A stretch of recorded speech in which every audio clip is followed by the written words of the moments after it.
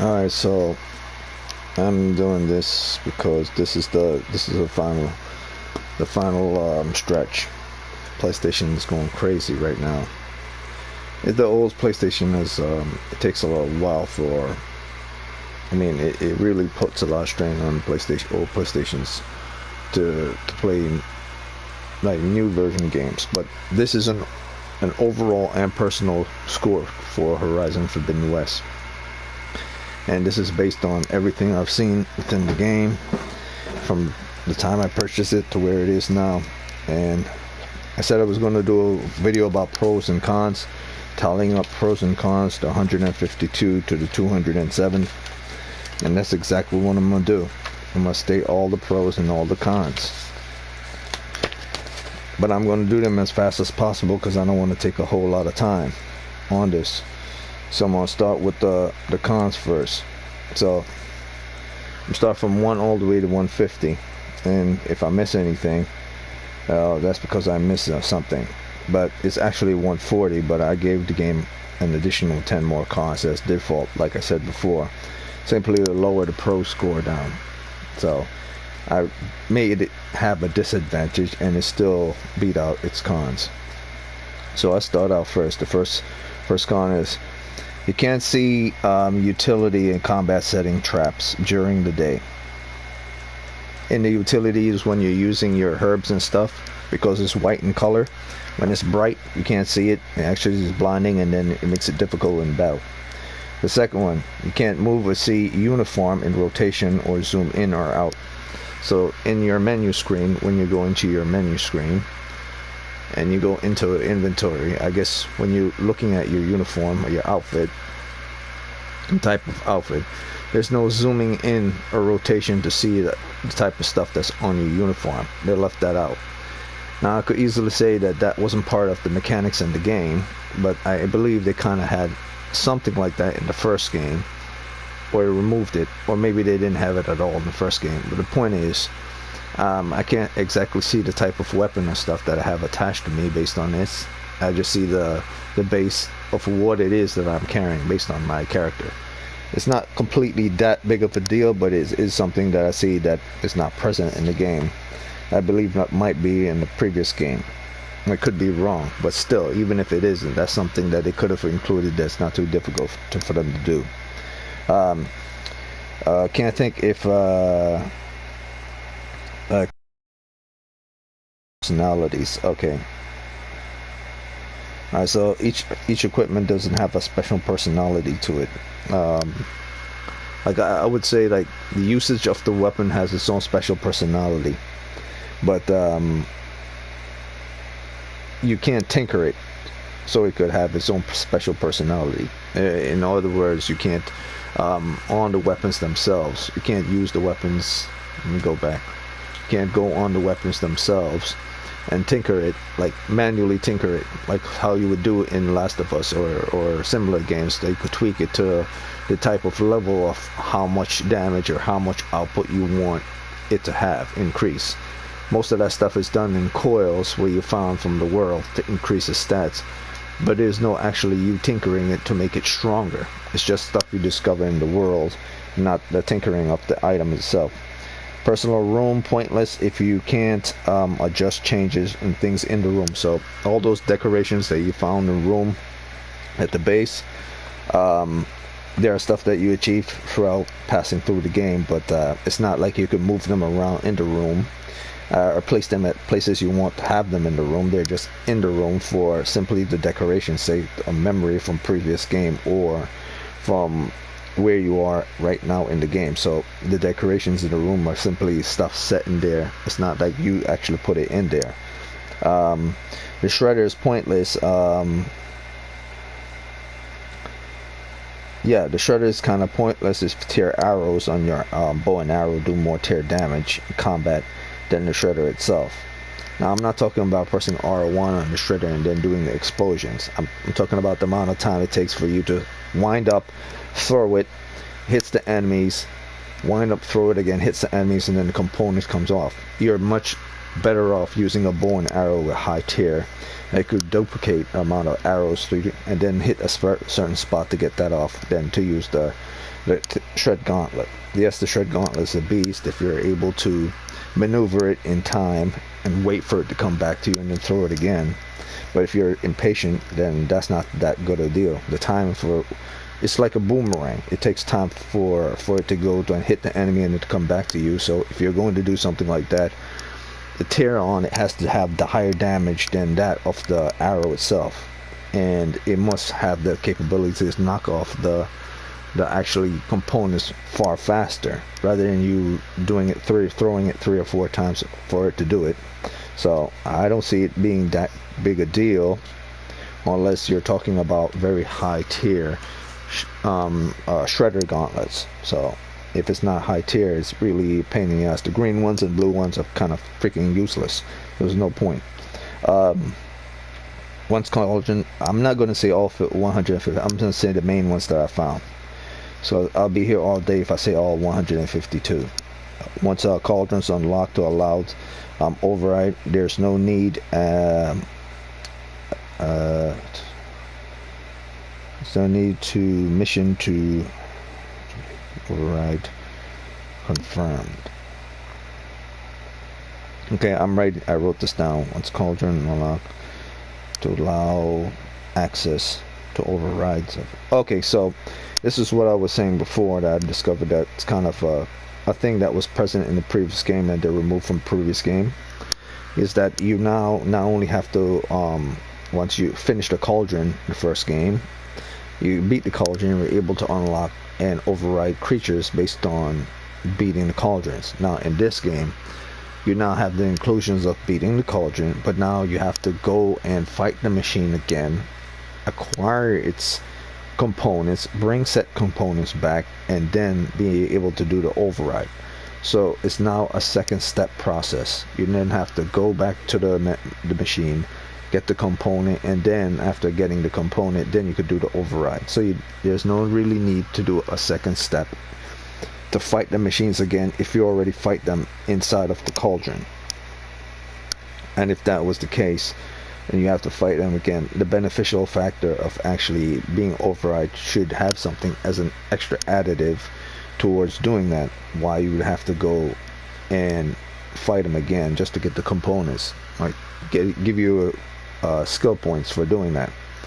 I don't believe that the game ever gave you skill points for getting component parts, or ever gave you a legendary weapons, or ever gave you a lot of shards for doing that.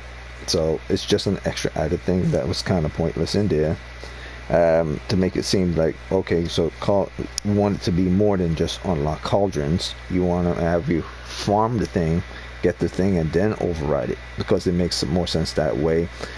To some people, I guess, you beat the Cauldron, that means the machine itself will allow you to override it once you get the proper components from said machines.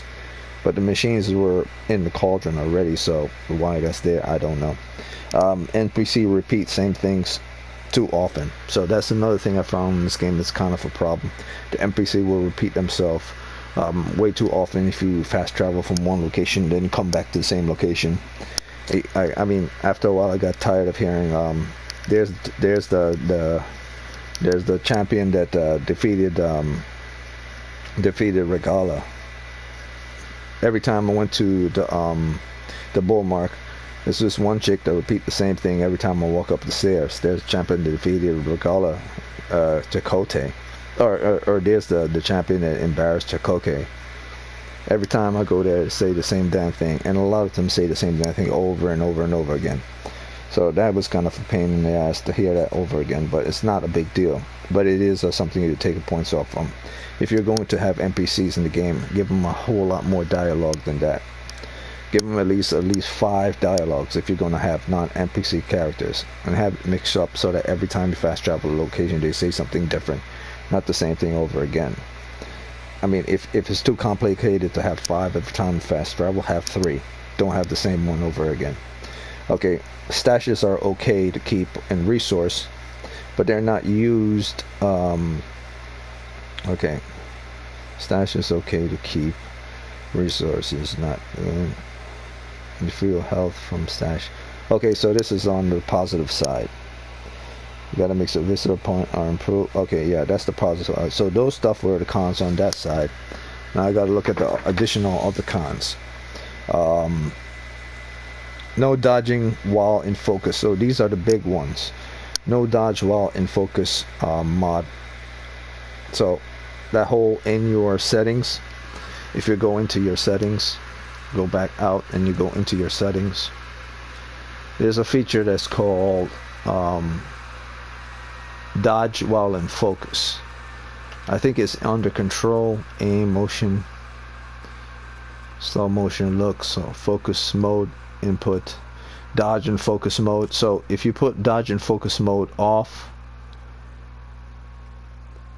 or you put it on, it doesn't matter. So what I'll do is I'll test it out and show you.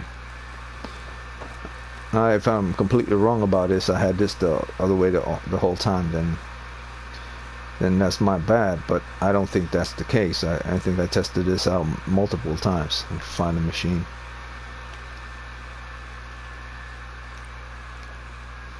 Alright, wait. Here's a tundra job for all machines. Alright, so I don't really need to do this while I'm in focus mode. So I'm gonna be in focus mode. Can I dodge? No, I can't dodge when I'm in focus mode. When I dodge and I'm in the focus mode, it completely comes off. I'm assuming that this means not this focus, but it means while focus.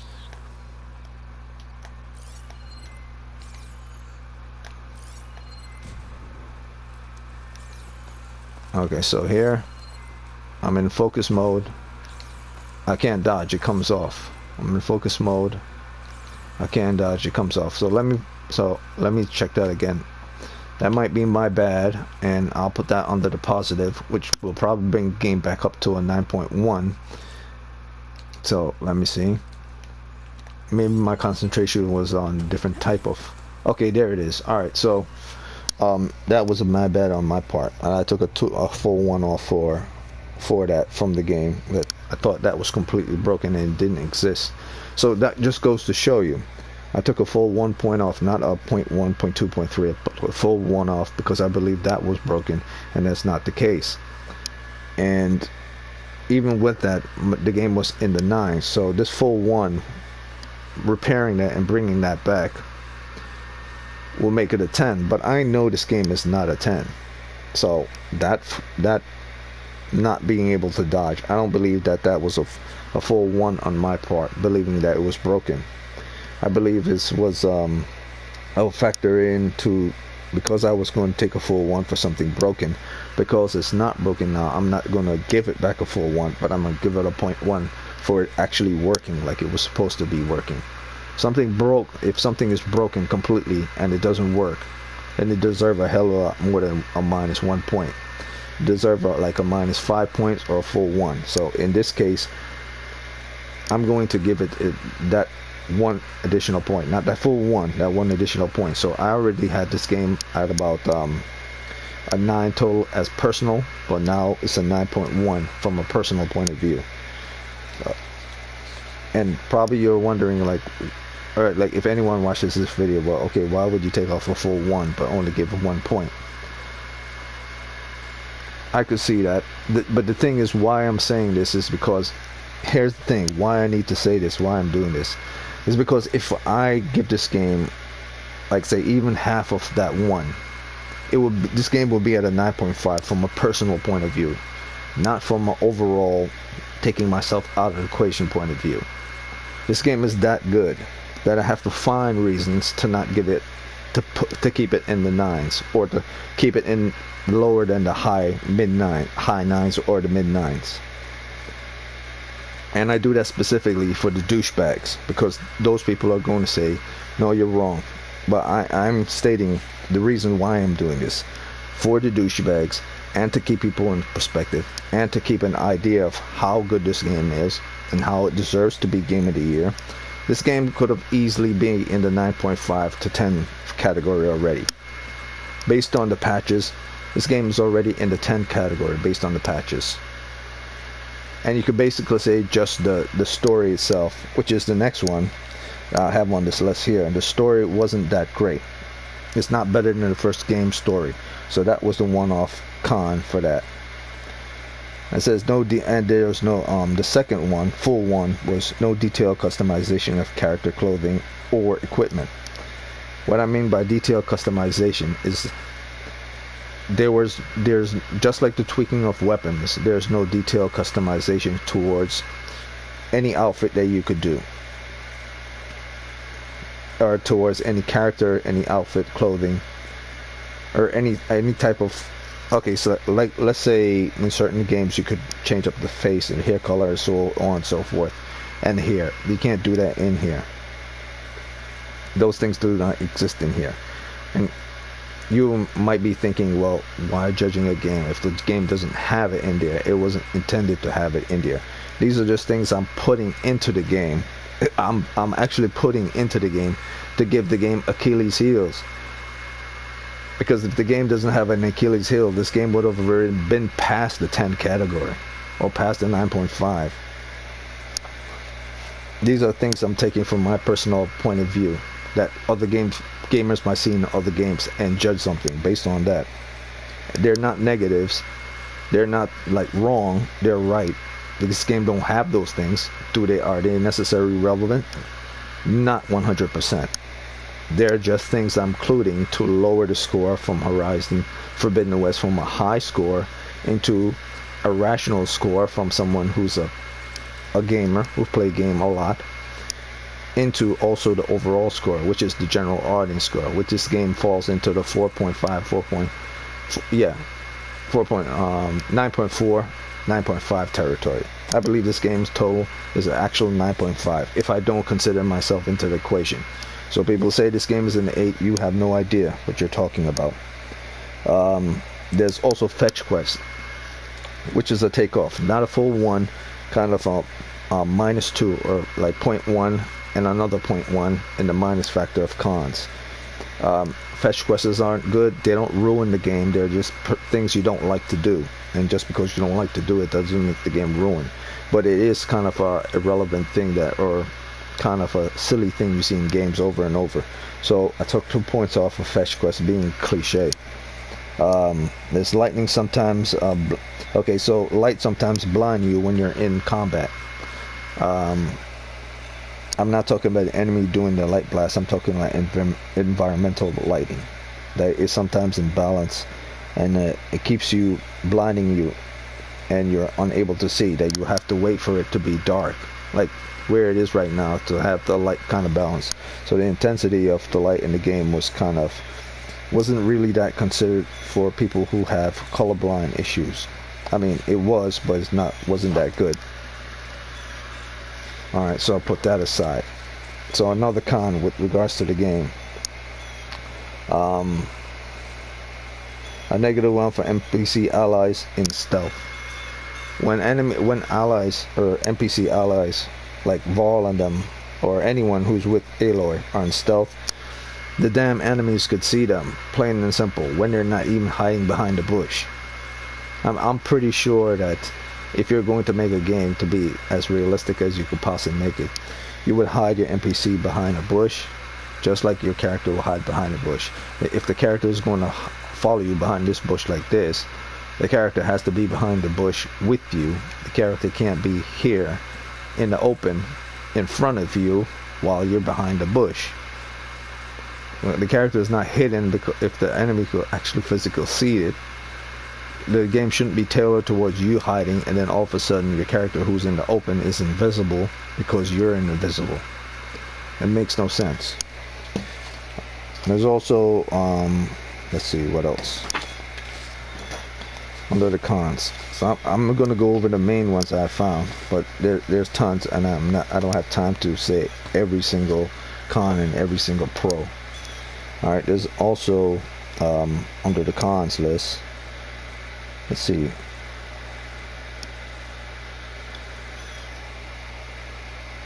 Alright, so on another one on the cons list, there's no pets. And like I said, I'm finding things to give to this game to take it down. So no pets. You don't have pets that you could keep or anything like that. Like a Fallout game or something, or other games where like Warframe, where you have like Kubo pets. Nothing like that in this game. So you don't have pets. But once again, the game wasn't designed for her to carry pets. I'm just finding things to bring that pro down. Otherwise, it'll be too high. No singing. There's no singing in the game. Alright, the people playing songs sing. Aloy doesn't sing. She's not the singing type.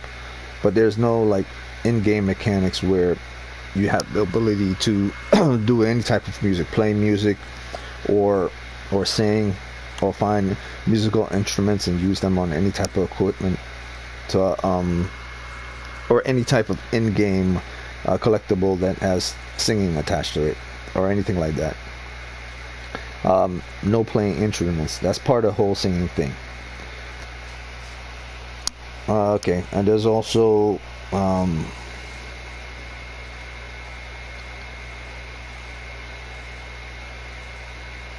okay, let me see here.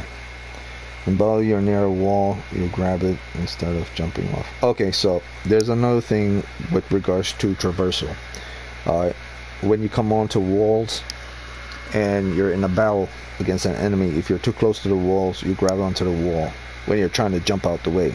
So you would jump out the way to the left or to the right. And if you're too close to a wall, the wall will automatically assume that you want to climb it up. So if I was to find a wall, like a mountain or something, that have something that I could climb in. Let me see. No. Okay, so right here. Here's a good example. If an enemy was to charge me from the front while I'm shooting off in this direction, and dodge this, and dodge this, all of a sudden I jump into the wall. I was dodging left and right, and then she just jumped onto the wall. So if I'm too near to the wall and I'm going this way, she attaches herself to the wall, and then now you have to do an extra task like here of jumping off and jumping down, and then the enemy will jump towards you and hit you. Now on extreme hard, or I mean on very hard mode, that's a pain in the ass, especially when you're trying to dodge or hide behind rocks. You dodge backwards or you dodge to the side. If the rock you're hiding behind is too close to the wall, you find yourself latching on to the wall. You then have to press down to get the hell out the way, and it's those last moments that will make you all of a sudden die from an impact or from a charge or from an elemental blast, simply because the character all of a sudden grab onto the wall. So that's something that's bad.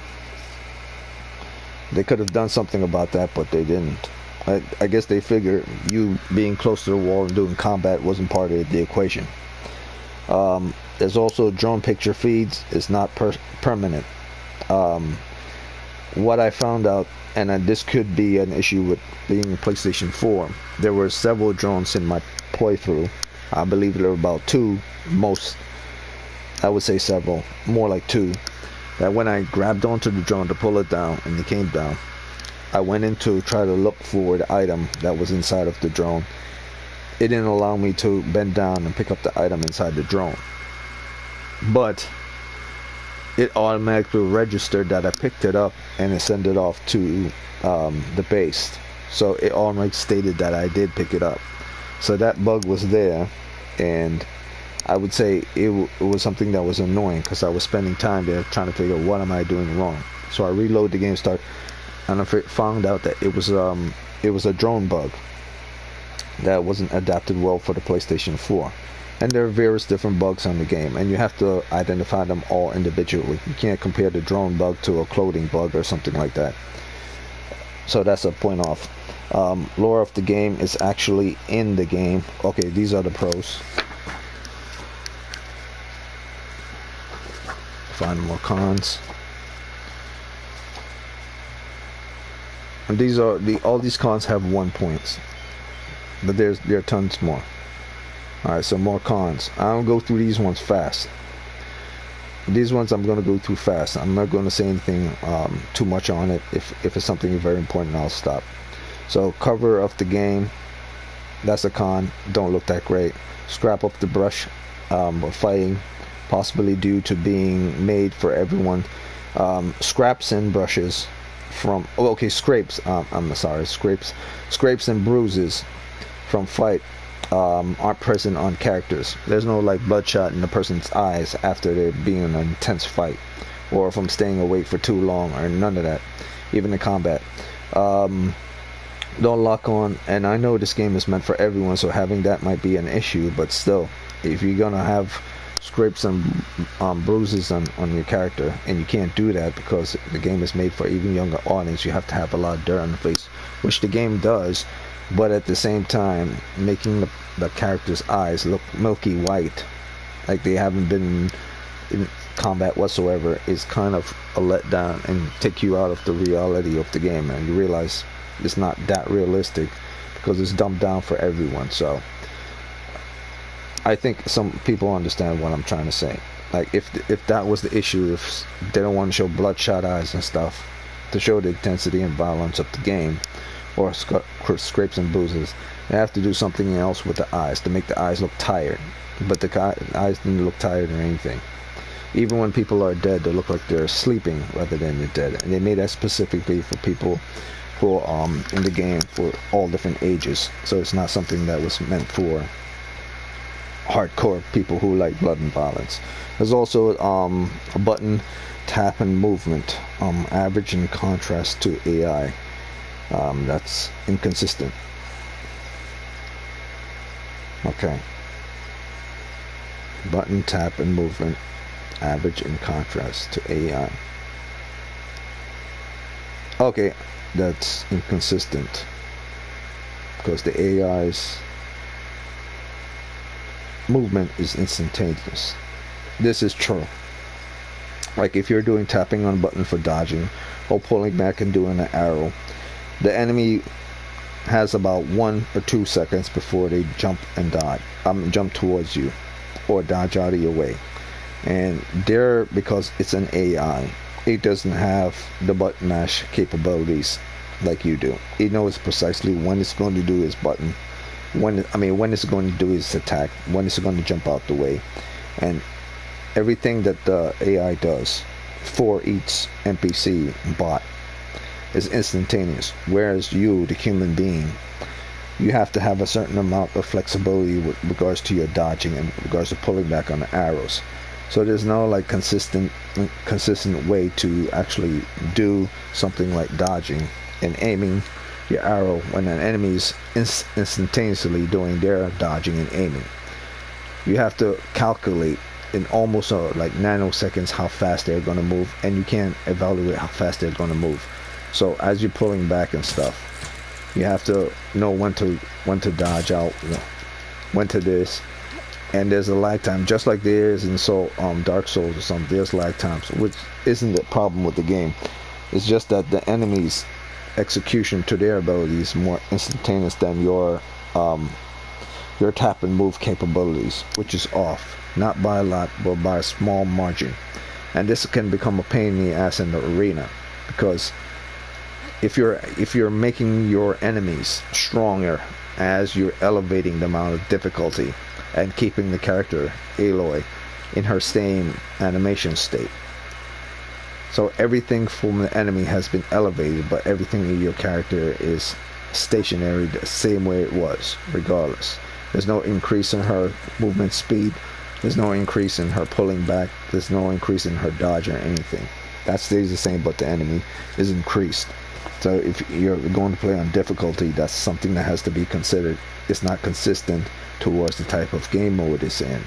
It's actually giving an unfair advantage towards the enemy, and maybe that's the purpose of the actual mode, is to give that unfair advantage to the enemy. But with regards to tapping and moving, when you've executed a certain move, like say a melee move, and a melee move after you've done it accurately cannot execute that melee based on you doing it accurately due to the slow timing effect of how to do the melee attack, and you realize you've done it 3 times and it still doesn't register. That's an issue with recognition of button tap or time of button tap, and a lot of games have the same issue too. Okay, so I'll move on to the next one. No real clipping. Okay, so these are all positives. Alright, so more negatives.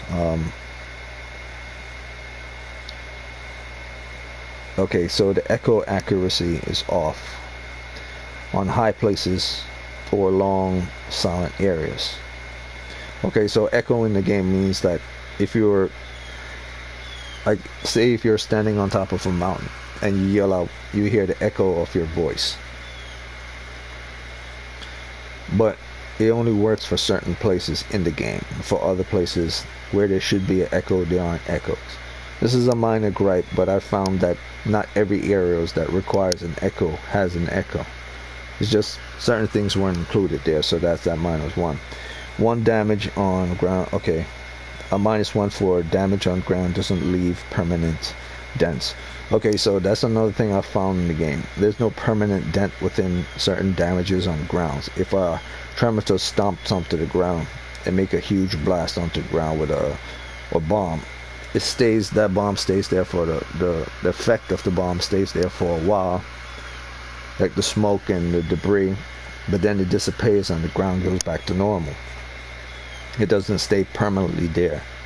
Or when a Lancehorn or even a Frostclaw does a huge damage onto the ground, and I'm not talking to trees or anything, I'm talking to the ground, it eventually heals itself and goes back. Now maybe I'm completely off, or maybe it's something permanent, but I don't see it. Like say this ground is completely rock. If I use, like say something like this, an explosive on this, it's gonna go off. The shattering effects, you see the debris here and you see it here. The only thing that's permanent here, that remains here, is the smoke, not the curvatures and contours of the floor. It's just the smoke itself. So once the explosion hits the ground, look at how the ground looks. You see all the chunks of rock and everything going sideways. So now you see more of the veins.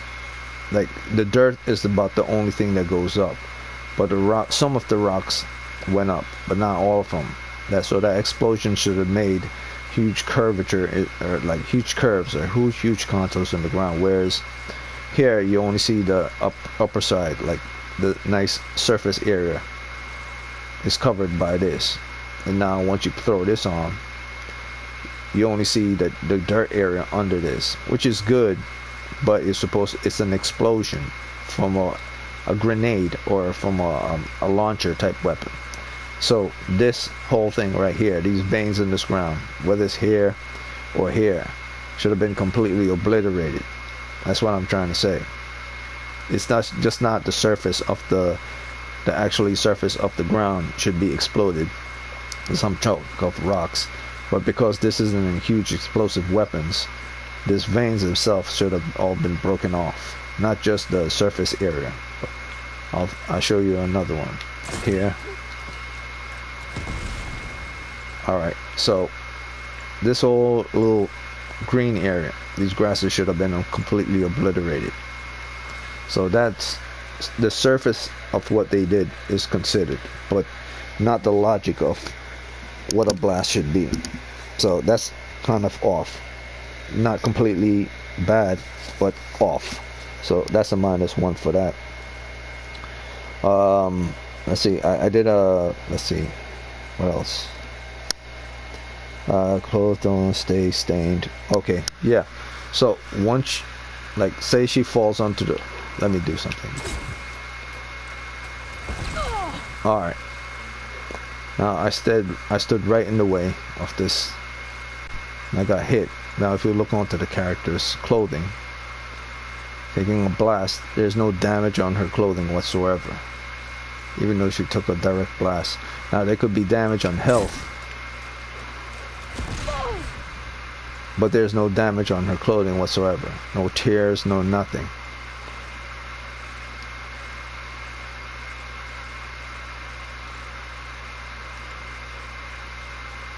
I'll try something else.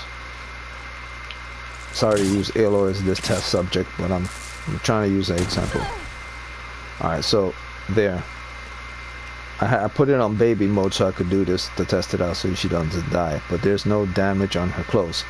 Now what I'm going to do is I'm going to up the game up to its highest difficulty, or second to highest difficulty, so I don't completely die out.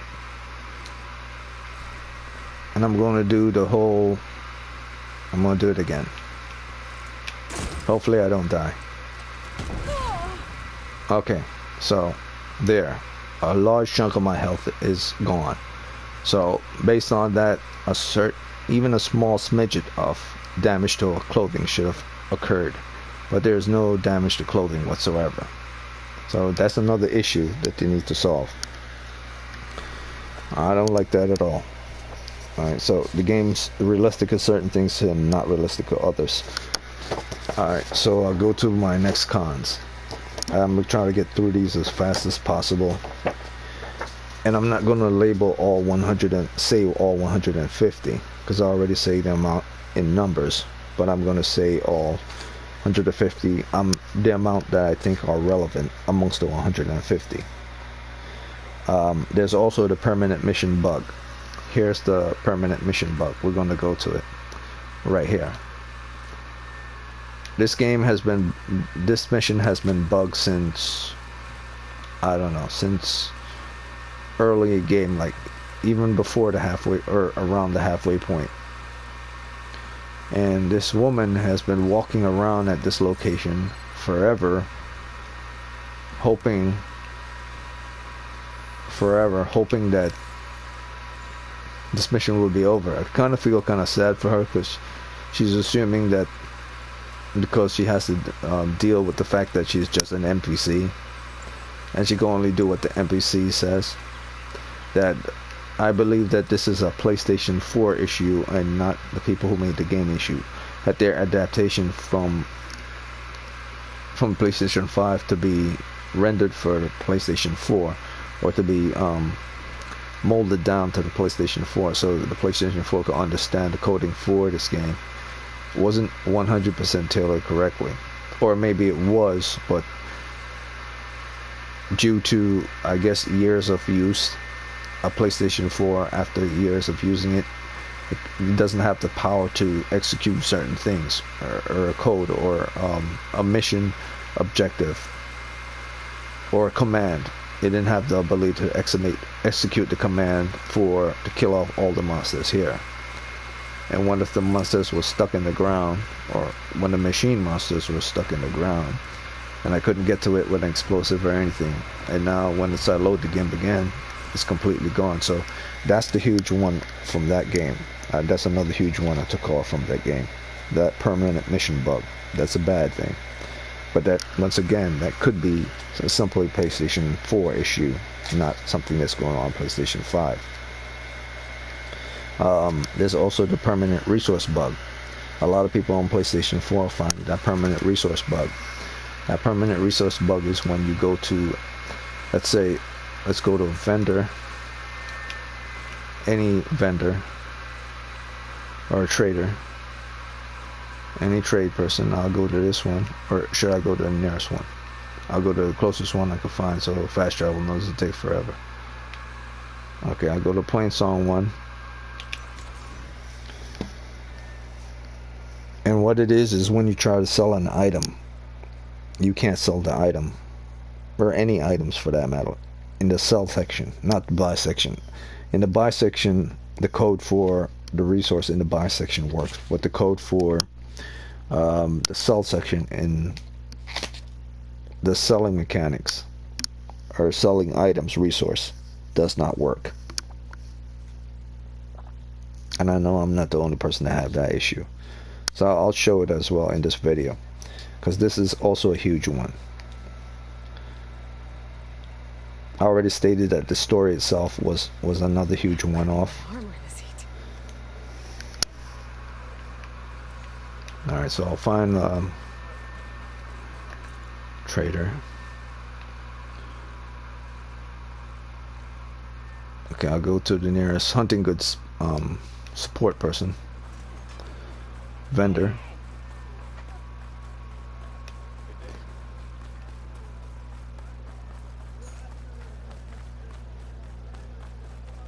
Alright, so now I'm going to try to sell something. And hopefully, if they had fixed that issue, then it will allow me to sell and not skip. So there it is. It skipped it. I'm going to go as slow as I can to get onto the resource button. And there it is. So as you see, I'm on tools button, and then now I select coils and weave button, and now I select outfit button, and now I select weapon button. Now I went back down to strike pieces button, and now I go on to resource button. It automatically skipped resource button, and there's nothing I could do to try to get onto it. Like, I try to press the X button as fast as I can, as soon as I hit resource. As soon as resource is highlighted, I press X, and it still goes towards tools. So that's a huge issue that I know is not something that I'm just having, that other people have this as well for the PlayStation 4. That's one as well. Okay, and then there's, like I said, let me check. And then there's the miscellaneous one, which I placed within the game simply to be miscellaneous. Like, if I missed anything, 0.1, 0.2, 0.3, 0.4, 0.5, 0.6, 0.7, 0.8, 0.9, and then 10. If I missed 10 miscellaneous things on the cons, I put it in there simply to lower the game down even more. And now I'm going to more cons. But those are just a few of the cons I found. Going into more cons. I'm not going to label all 152 cons. I'm just going to identify the cons that are consistent in the game, that gave me more problems than anything. Not the devil in the detail cons. Some of them are devils, not all. Alright, here's another con. Character interaction and cliche at some parts. Now, I'm not talking about NPC characters saying the same thing over and over. I'm talking about character interactions, secondary and primary characters in the game. Their interactions between when it comes to missions or when it comes to side quests. Everything they're saying sometimes sounds cliche. Like, you don't care what they have to say. You know, what they're saying is pointless to you. You just want to go around and kill robots. They're not as important as certain characters in the first game. So that's another point. But not a full one. It's just a point itself. Like a 0.1. And there's also, due to no lock-on feature, targeting is difficult in combat. So that's another point. But it's not a necessary point. This isn't Bloodbourne. There's no lock-on feature, so you can stabilize how you're going to fight the enemies. It wasn't made for that way. It's just something I personally put within the game that I see that it doesn't have that other games have. And also, once again, to lower down the pros into more cons territory. Puzzles are kind of easy to solve, and that's another thing with regards to the games. I wouldn't say that's a huge one. I'll say that's a small point, because the game is made for both young and older people. Those people who are really, really old, and those people who are really, really young, and for people who are middle. So it's an all-rounded game. So you can't make the puzzles too difficult that nobody could figure it out. So when I say easy, I mean for the standard person, it's easy. So I took a point off for that. But I'm not oblivious to the fact that it's made for everyone. I'm just taking off that this difficulty spike wasn't that difficult. Maybe 2 puzzles were kind of had scratches in the entire game, and not too many. Aloy job duties are fetch quests rather than actually jobs.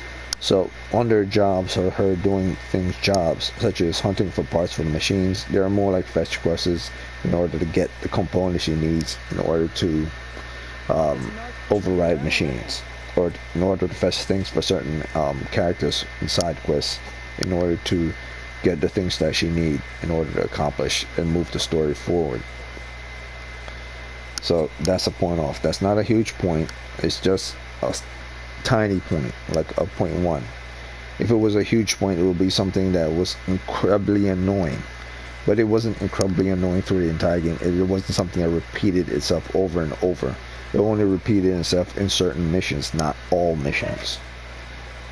Now, there's also no individuality of bandit camp rulers or leaders. So most of the rulers or leaders look the same.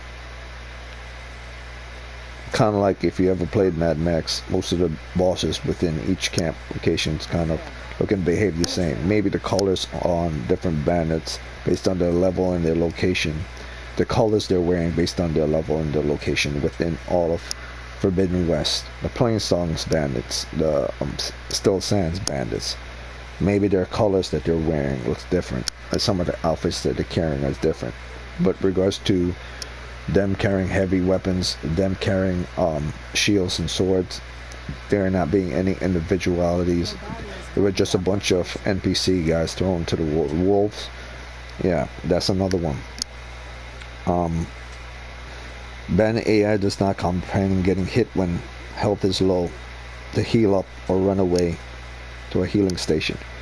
So even on this highest difficulty, if a bandit was very below health after getting damaged by Aloy, he doesn't retreat to run away out that I'm going to die situation.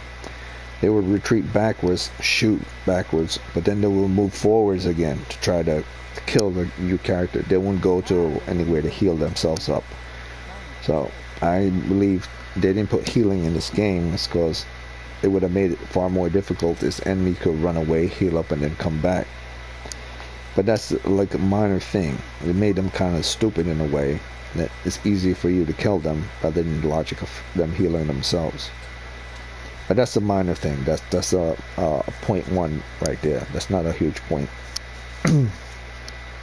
No healing mechanics, AI bots, or bandits on highest difficulty. So I already said that. Alright, so combine. I can't combine and modify my stuff. Did I say that? No, I didn't say that. I always spoke about tweaking things, but I can't combine them together. I can't combine certain bows with certain other bows.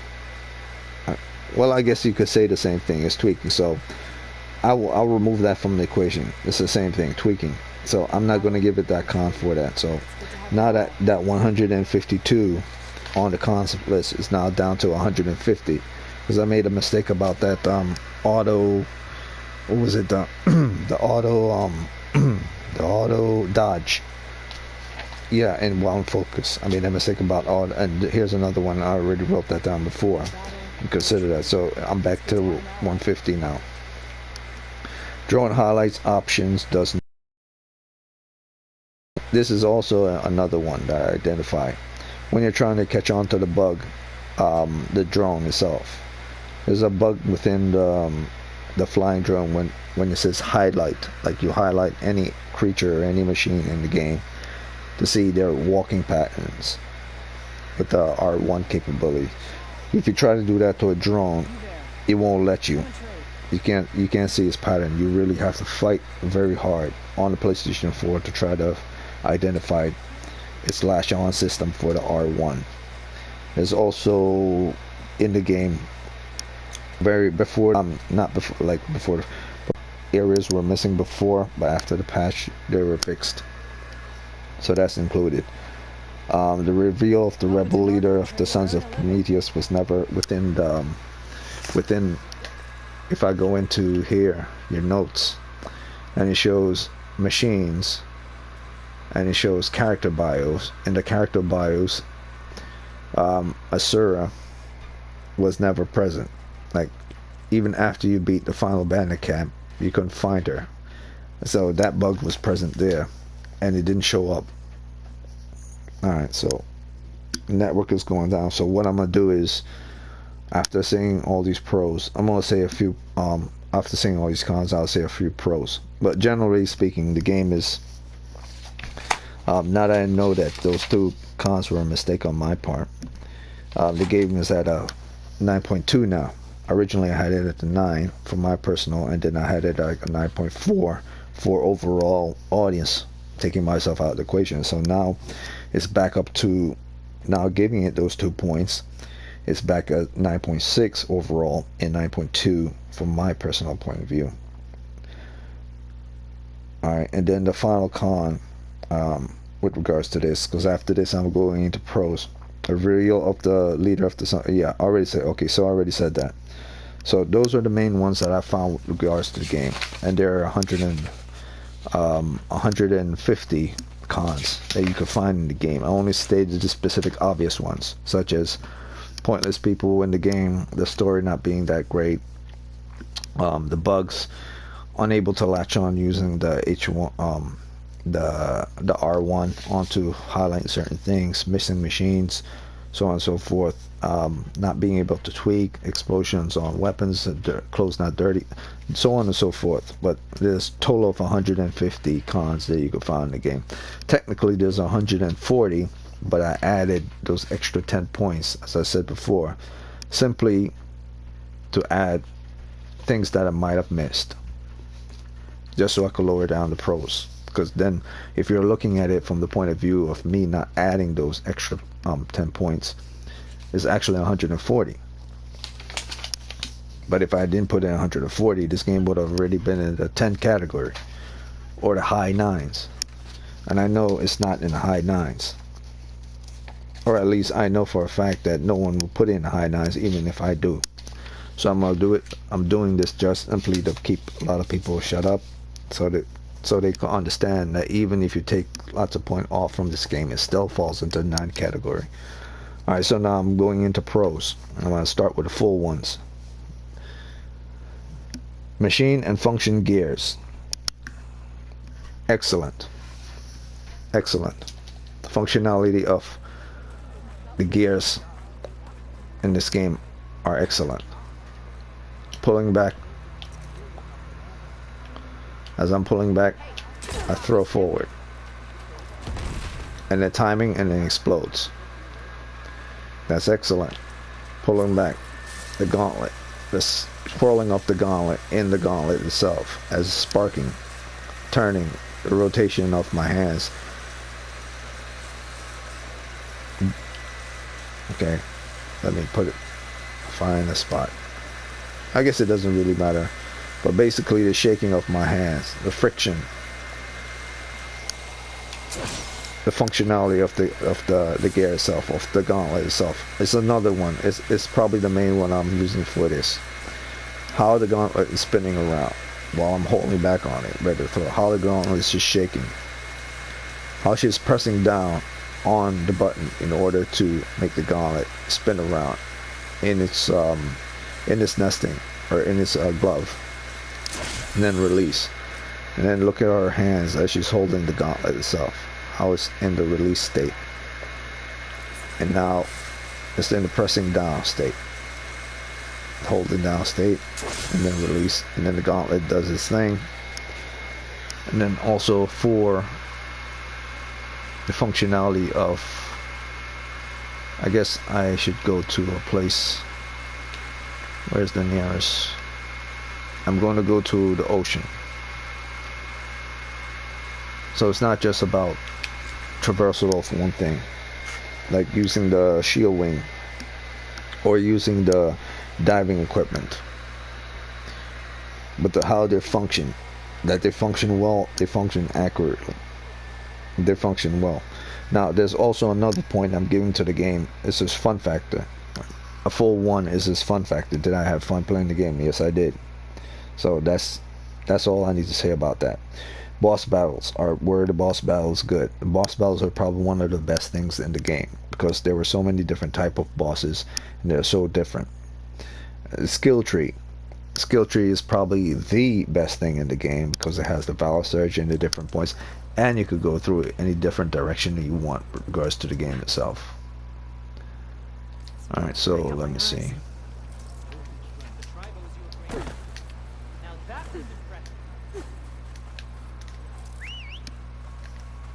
Alright, so here we go. Alright, so I'm going to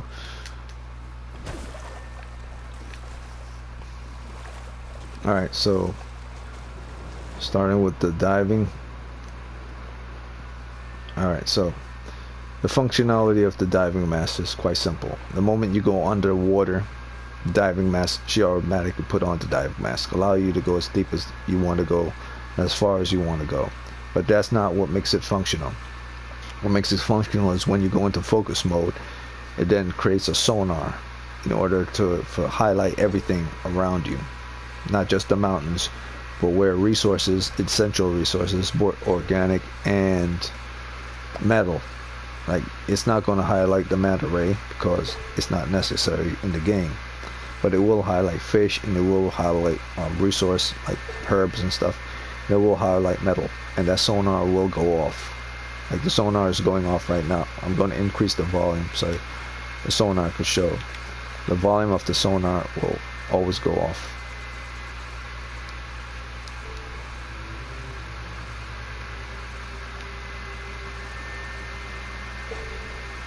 So that's the sonar going off, the sound of the sonar. And it repeats every like 10 seconds or so. So 1, 2, 3, 4, 5, 6, 7, 8, 9, 10, 11, 12.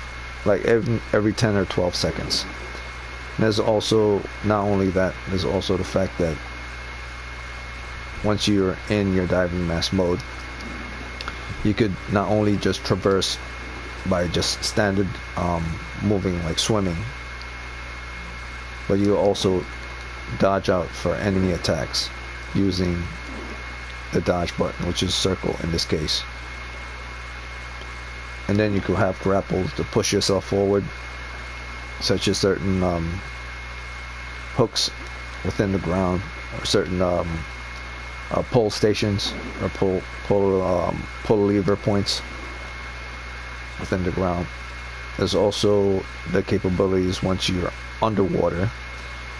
The sonar will highlight certain caches or certain underground cars or vehicles or even buildings that have resource inside of it. But I already say that. So,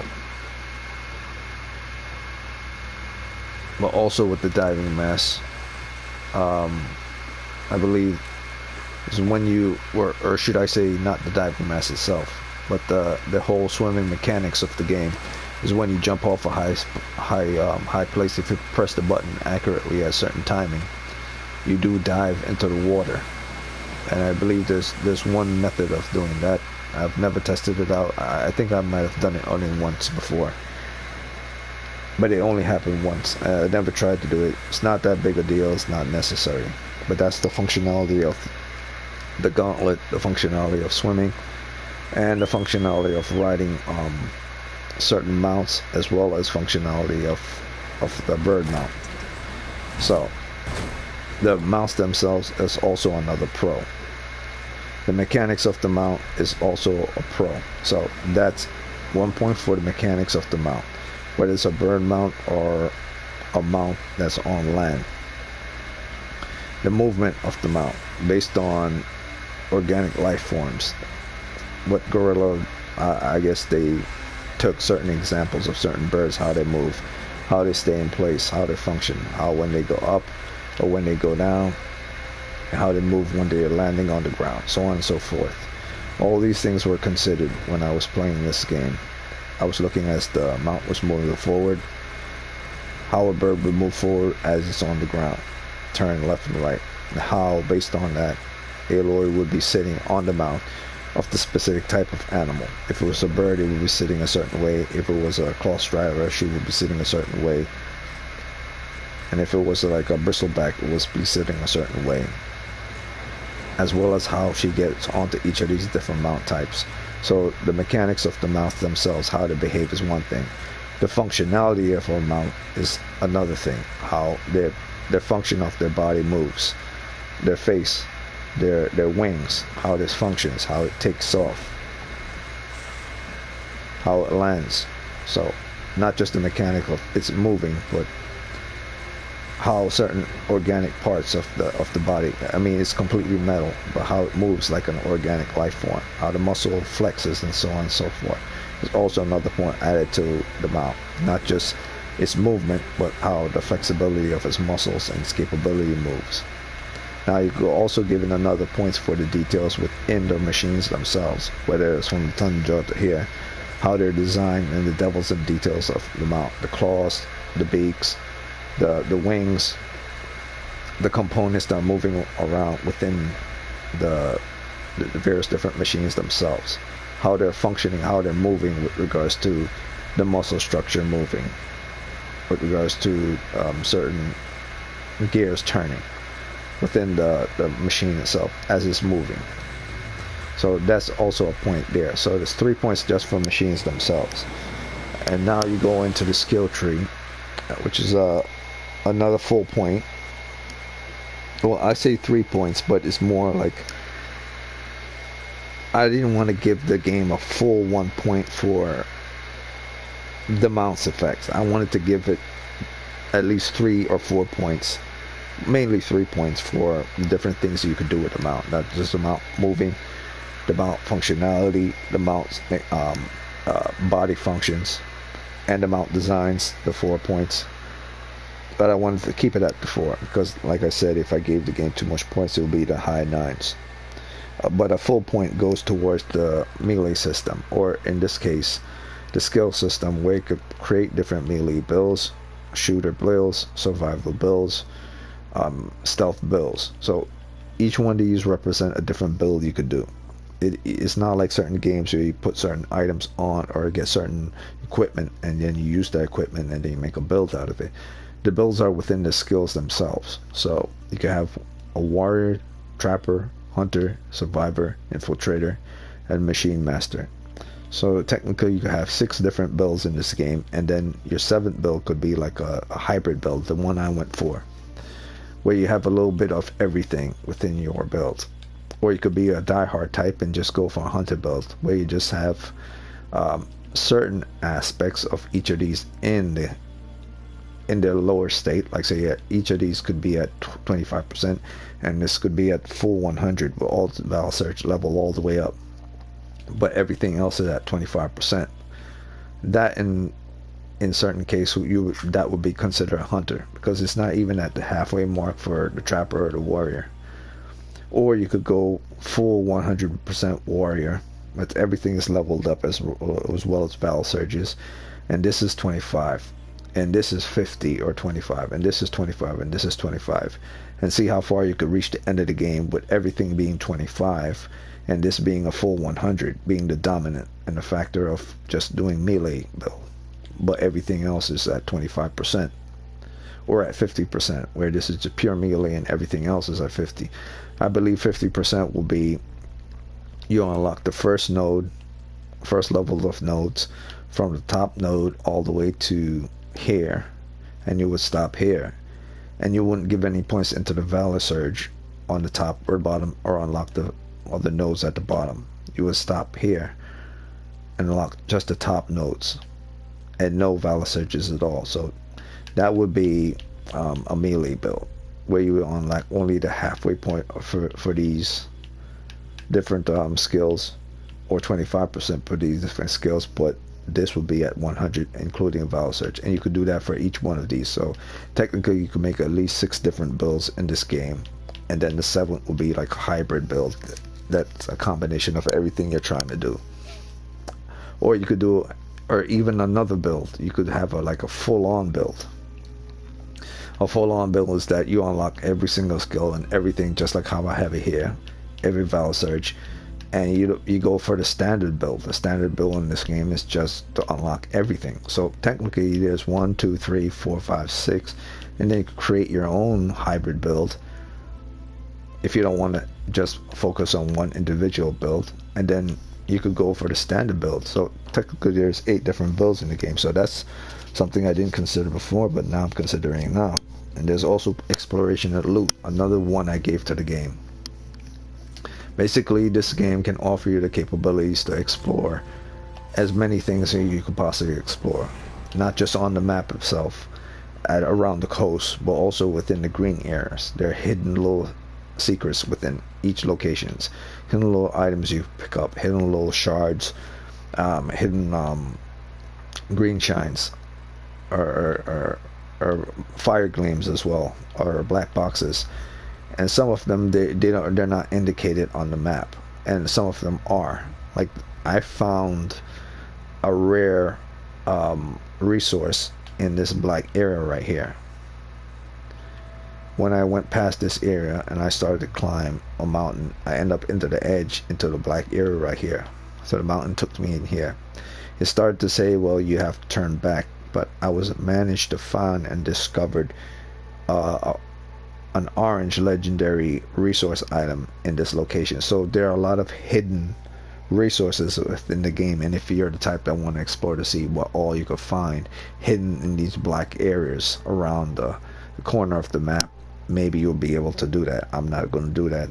I only found like 2 of them once, and then I stopped, because now I know that there are actually hidden resources in places that you would not think to look. So exploration and loot is something that's very much in this game as well.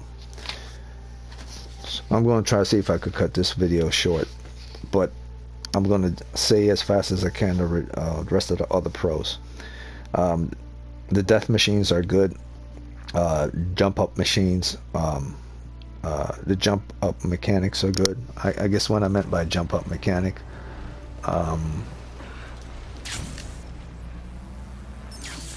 okay, the movement mechanics, that's what I meant. The movement mechanics is good. For her to do a movement, to jump up, to roll, to do standard things, running, moving, jumping out of the way, jumping up. It doesn't take forever for her to do those things, and they flow smoothly and behave smoothly that they're supposed to be. Even the landing is logical and it's good. And even when she's running down hills, she'll run down hills the way you would run down hill. Like watching how you're walking down or running up. You're running up a high hill, she'll run up a high hill with force going up a high hill. Put more force, her body would lean forward more, and when she goes down a hill, her body will lean back more as she's walking, stumbling. So those things were put into the mechanics of her movement. So all those parts of the mechanics were considered within the game. The sliding, the crouching, do they work, do they function, so on and so forth. The locations in the game, such as the coastal locations, different aerial locations, different map locations, shelter and stuff, they're all interesting. Some shelters may look the same, but others kind of different. A lot of locations are old school relic locations or settlement locations, all look different from each other, so there's no sameness in the game. Most things look differently from location to location.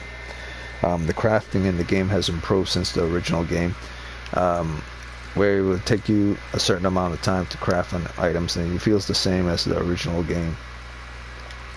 Like say I was leveling something up, or the time it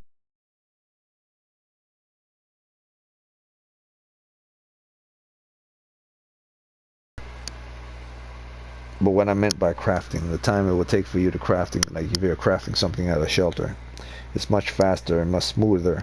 And if it's not much faster and much smoother, it's done in a more simple way that you can understand it. It's not too complicated. So that's about standard. So they kept that from the original game. While you're running and shooting, you also craft bow and arrows. Those was kept, so that's also has to be considered. I'm not going to not put that in this game, because that's not a takeaway they took out of the game. They took out away the long jump from the original game. That's also a con. That's part of the 150. But they did that specifically for a reason, because it was started to be too easy for combat. Okay, the swapping mechanic used for crafting and mission is okay. So that's okay. That's standard in the game. That works as well. Machine strike gets like 5 points. Like originally it doesn't get 1 point, 2 point, 3 point, 4 point. It gets a full 5 point, because machine strike is very awesome and it's good. I haven't played a lot of machine strike, but I played like 2 or 3 rounds in the game. 1 round on the stream, I believe. 1 or 2 rounds on stream, and then the rest I played on my own. But understanding the machine strike is extremely good, and it gets really complicated, and it's one of the major things in the game That will really make you stay in the game and want to understand how to use. Because after you beat the game, you're gonna want to learn how to play Machine Strike and understanding it. Because it's like a board game, and from a tactical board game point of view, not everyone's gonna appreciate it. Just like not everyone appreciates the gauntlet runs.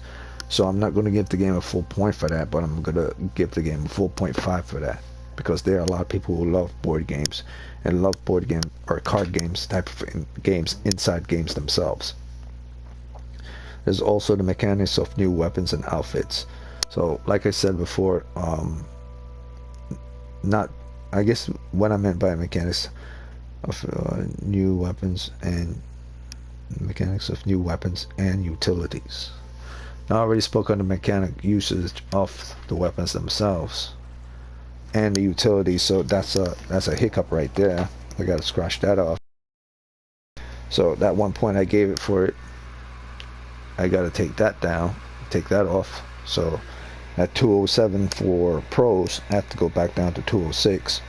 So now I'm at a 9.1. But I gotta check everything I'm repeating and see what's off and what's not. I'm making sure I go over everything. But even so, even though if I take something away from the pros, it won't matter. It won't matter. Because just like I take some things away from the cons, I made a mistake. Take some things away from the pros, made a mistake. It'll still be in this kind of like same ballpark. The game will still be in the nines regardless. Regardless of what you find that are bad for the game, I could find things that are equally good for the game to contradict anything that anyone says. Like the replay value of this game. The replay value of this game, I would say I give it like 2 points for that. Because I believe after you beat this game the first time, you have to go back and finish it off the second time for things that you haven't completed yet. Because once the game is over, the credits run and it's done, the game is done, you basically, and it says congratulations, you beat Horizon Forbidden West, you've finished the game.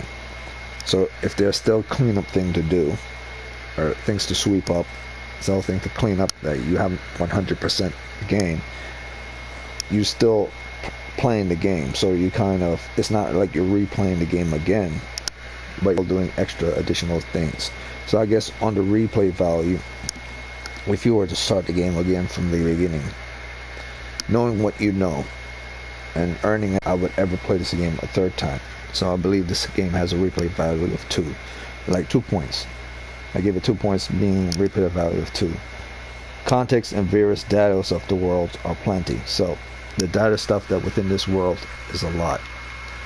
The data points and nodes within this world is a lot. Like a lot. A lot of audio, a lot of text data world stuff, side quest world stuff. A lot. Scroll stuff, salvage stuff, RCC, museum stuff, and relic ruin stuff. There's a lot of text data in this world. A lot. In the hundreds, I believe. The text data for the world itself, I believe there's like 70 text data, 70 or 80 text data for text data world. Maybe it goes anywhere from 70 to 80. So that's just for that one. And if you add the text data for side quests to that, it will get you into the 100 marker just for text data world and text data side quests, not including text data for quest itself or anything else. So I believe there might be actually 200 plus datas in this game itself. So that's a lot of location that you would have to go and look for various different things throughout the world. So even after the game is over, you still got a lot to do.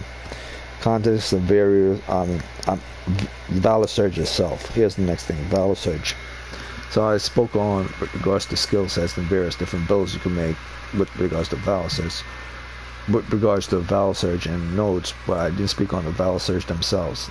Each Valor Surge is different and gives bonus and beneficial points towards the type of build that you're going for. So I don't need to speak too much on that, but if you go on to each Valor Surge, they're beneficial towards your play style. What you want to execute, how you want to execute it, and when do you want to execute it. You want to heal or you don't want to do ultimate kills, explosion. So it all depends on how you're going to execute your personal style of doing something. Now, operations are setting for various tasks. You could set up your settings to whatever way you want to set it up. Let's say your general settings, you can put it wherever you want, and this is one of the great things with regards to this. And I gave this specific game a full 7 points with regards to that. So I would say it's a full 7 points. Not a full 1, so a full 7 points, because for this game to get a full 1 with regards to the settings, we'll have to have certain zoom in, zoom out features, tactical movement features with regards to controls, and configuration of the controls to specific settings do you want to set. It doesn't have those things, and it doesn't have those things because this is not this game is not, it's not an MMORPG, so it's not ongoing, so it doesn't add consistently more things towards its settings. But here, for a game that's not ongoing, it's not adding things consistently towards the settings, this is still a lot. That's why it's a 0.7. 7 points for the settings, very good. And there are more pros, but I'm going to end it with this last one. The last ones that I found, as much as I could find. The home screen works good. The original home screen for the game, if you go back to the home screen and quit the game, that works good. It flows. There's no bug there. Intro loading works. There's no issues towards the loading. So if you were to press the load button and then load up something, it will work. The only bad part about when you load something or when you save something at the fireplace, and that's also part of the cons, is that it will go into a state of kicking you from your broadcast. And that's a bad thing if you are a streamer, or if you're streaming anything, it would do that. And they did that in the first game too, and they haven't changed that. But I don't think they made that because in consideration for stream. But those streamers are gamers too, probably more than most people who would play a game casually anyway. So that wasn't considered. That was one of the cons. Now skin texture is improved. That's another pro. It's very well done. The skin texture, not the facial animation, the skin texture themselves.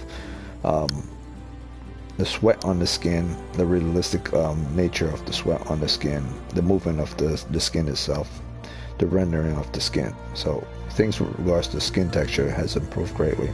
Clothing design has also been improved since the first game. There's more detail on the clothing, if not the same level of detail with regards to clothing, so they kept that point. The large open world map is also good. It's just as equally as large as an open world area as the first game, maybe off by a small amount, but even if it's off by a small amount, that the map looks much bigger in the first game than this game. The amount of stuff you could do in this game far exceeds that of the first game. So even if there's squeezed in certain things within this map, it's still a lot that you could do within a smaller map. And there are even more side quests in this game than there were in the first game, or they're about the same. They're about the same ballpark, but since this is a more expanded world, there are more to do. Most of the more important things in this game happens to be within the side quests themselves. So the side quests are more important than the actually story quests themselves. A lot of political intrigue, and that's another point that I'm getting into, that I'm giving the game a full point for. Not the people within the side quests, but the different type of mentality of what's going on within the side quests. The story, the interactive moments, the religious ideologies, the murder mysteries, the pregnancy, escape, abandonment, people training the ideas of how they emotionally did certain things and living different lives. They either became worse or they became far better for it. So it's not just like most of the more important like stories that you will see within this game aren't within the main game itself. The main important thing within the main game is Aloy trying to save the world and finding out that what's happened with her different friends that are hanging out with her. Like 2 or 3 things within the main story were to the level of that of the side story, and better. But there are so many side stories, there's so many things going on in the game as far exceed that of the main story themselves. And you will see that when you get onto certain side quests, that you find that that was very interesting story, and that should have been part of the main story themselves. There's also resources you gain in combat. That's pretty much the same. The machine AI intelligence is better than the machine AI intelligence in the game. When you're fighting a raptor, machine raptor, it will do pincer attacks just like a real raptor would, or something you see in Jurassic Park. You go on, run away, pretend like it's trying to escape, when at the same time one raptor is hiding out from the side and clothesline you from the side with a side sweeping attack, flanking maneuver. So the intelligence of the machines themselves, but not just the smaller machines like the Cross Riders, but the big machines like the woolly mammoth tremor tusk, or the thunderjaw. Like, they behave pretty much the same like they did in the first game, but they're more aware. Like the shell snapper, like it's aware that when it crawls out of the ground, it goes from into the ground, then crawls out of the ground. It knows where you are, and then it launches a huge ice rock at you, and then it goes back into the ground to escape before you take a good shot or take a gauntlet shot at it. And then it tries to follow you on the ground based on movement and try to flank you. So the intelligence of the machine is far better than the intelligence of the human, and it works well, especially if there are multiple enemies. They all do flanking maneuvers, even the burrows. Some of them even lead you into traps. Tutorial of weapons. The tutorial section of the game is also superior. It's great. In comparison to the first game, I would say the tutorial in this game is far improved, telling you how to do things specifically, far easier, or it's at the base level of the same game. Like in the original game, the tutorials of how to use certain things were in animation sets, whereas this game, it went more into like just pictures, because there was so much more to do, and it makes more sense to just state it in words rather than show it in pictures. But here's the thing. They not only added in the tutorial section how to do certain things with regards to engagement, overriding machines, so on and so forth. In the skill set as well, it actually shows you how to do certain things and tell you how to do certain things when you're in missions, and give you instructions in there. So in the skill set themselves, there's also tutorials on how to execute certain things in missions. There's also the status effect improvements with regards to not just getting certain status, but how status build up, status effects, when the status hit you, and when to watch out for certain status effects, whether you're casting it onto the enemy or the enemy casting it onto you. That's been improved as well. The fact that a water mission is included in the game is to be considered. Not the usage of the water gear, the water mask, but the fact that you could do missions now underwater, or do missions on high up mountains that you would require a bird in order to get there. It's also added things within the game itself. It's not just about ground location missions and traversing mountain location missions. It's now aerial location missions and underwater location missions. The weather within the game has improved since the first game. Obviously, as each game improves, as they go by years, the weather will improve as well. Particle effects have also improved with regards to the game. I showed that with regards to explosion of using the spike thrower, and explosion on the ground, and the particle effects of the explosion of the rocks and the debris from the ground. So that's been improved since then. The sound effects from the throwing of the spike thrower and explosion on the ground has been improved, and the sound in the game, which I'm also giving not a major full point for. Well, actually, yeah, I'm giving a full point for, not really, because I have it down here as 4 points for the music in the game. So I was going to give the game a full point for the music in the game, but even though the music in this game is great, it didn't hype me up to the level of hype like, say, music in Doom was, or music in Bloodbourne is. So I'll put the music in this game in the fourth category for either the composition of the music, the layout of the music, the sound of in conjunction to missions with the music itself, and the music in and of itself, how it's played towards the overall game. So those 4 points. I guess you could give it 5 if you want to, but I give it 4 points for that. So music has also improved. Sound effects have also improved as well. So not just the particle effects, but the sound effects of the use on particle effects. So I gave that a point for that as well. What else? Aiming improvements. I see the aiming is about the same. So I gave it a point for just the aiming being about the same. Aim down sights, I would say it's about the same. Slightly improved, but still feels about the same. Maybe there were some improvements. I couldn't tell the difference. Highlight enemy parts, about the same. So those things are still in the game and still improved. But yeah, a vertical and horizontal aspect ratio has improved. That's also been considered and also improved. What else?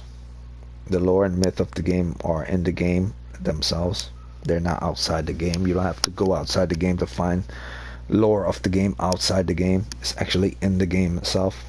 Like if you want to learn about what's going on in the game, why this and why that is in the game, information is passed out in the game, in the world itself, as well as in your menus as well, through the data points information of your collectibles, and through the stories of characters themselves, Aloy and the rest of the game, as well as the catch up at the beginning of the game to tell you what happened in the previous game. And so the lore of the game is in the game itself.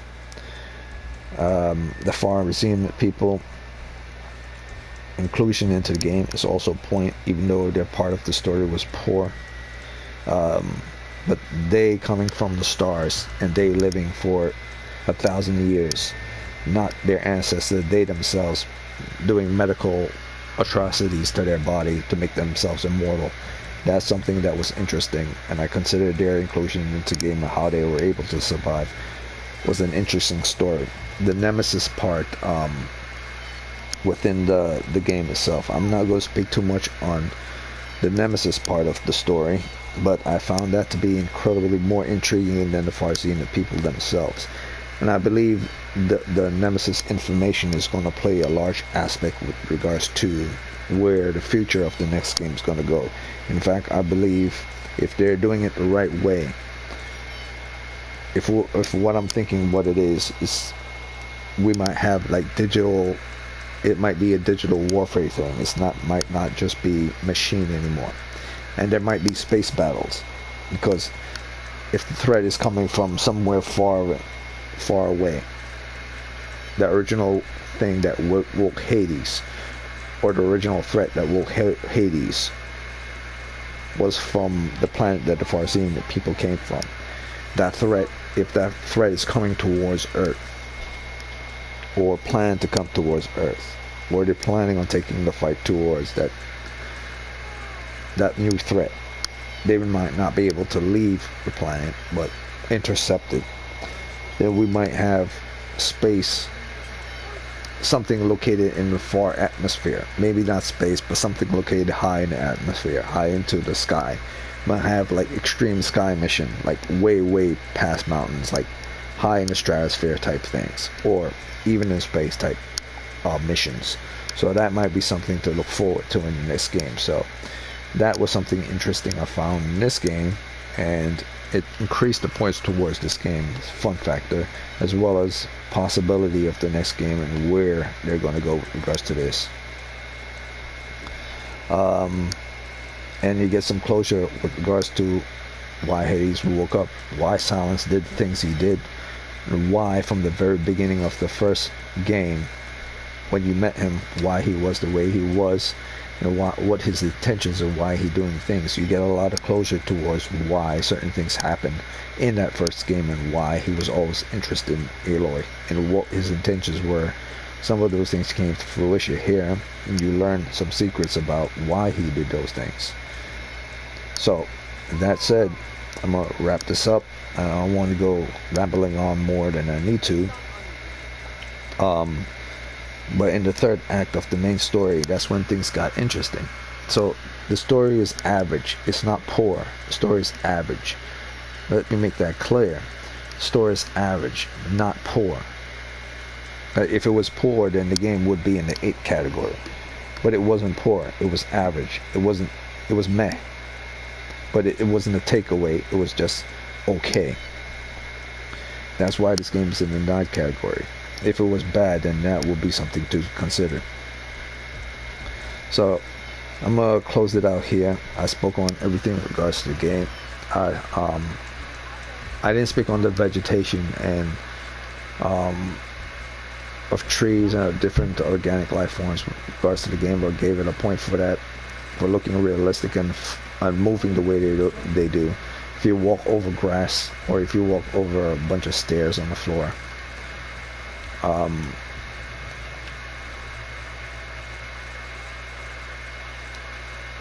if you walk over grass, or if you walk over any type of floor, like this floor, or over a bridge, it feels like you're walking over a bridge when you make impact on the ground from jumping on your feet, when you run into anything, or when you're climbing, or when you're accelerating, or when you're on certain surface and not certain surfaces, when you're moving through grass. Not only the sounds, but the movement of your feet moving through grass will make the grass react with regards to your feet. Or when you're moving through water, the movement of your feet in the water, or the movement of your body in the water, but behave that way. Like if I go close to the water, but not directly in the water, like say the water shore,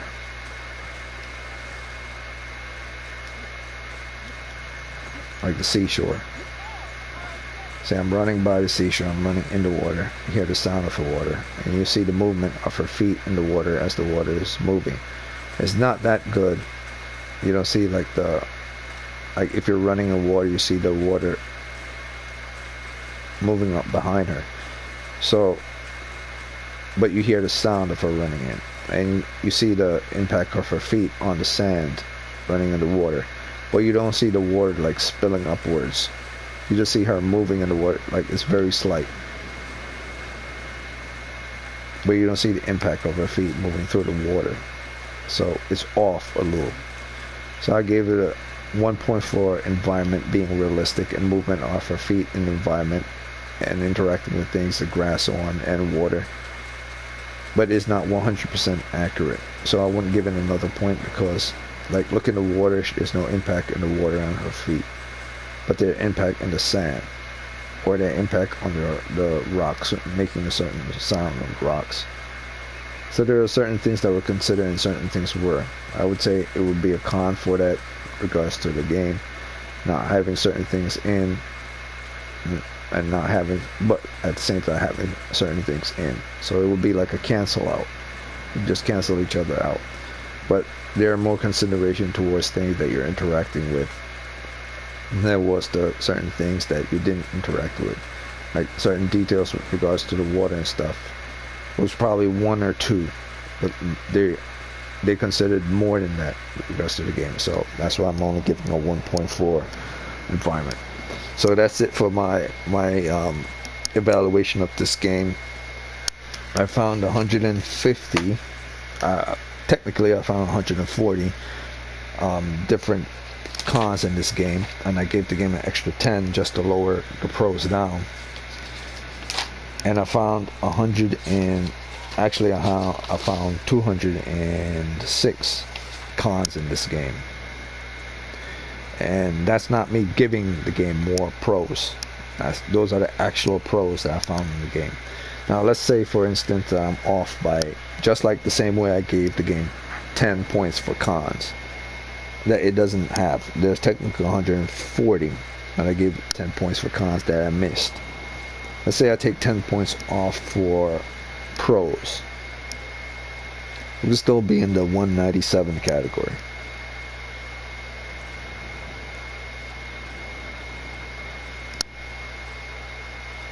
Or no, yeah, it will still be like in the 197 category. 190 to 197. Even if I was to take those points off. And I got into that category. If I was to subtract it, then I'll balance it off. Like say, let me write it down right here, right now. So get this out the way real quick. Let's say it's not 207. Let's say it's 197. And let's say it's not the 140, it's the actual 150 that I said. And I subtract those from each other.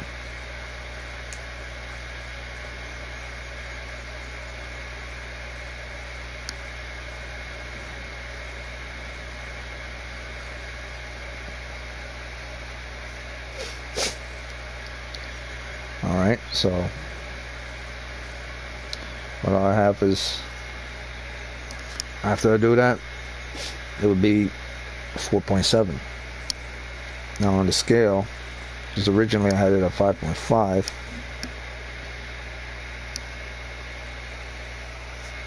but I screwed up on those cons, so it's actually 15.0 and 20.7.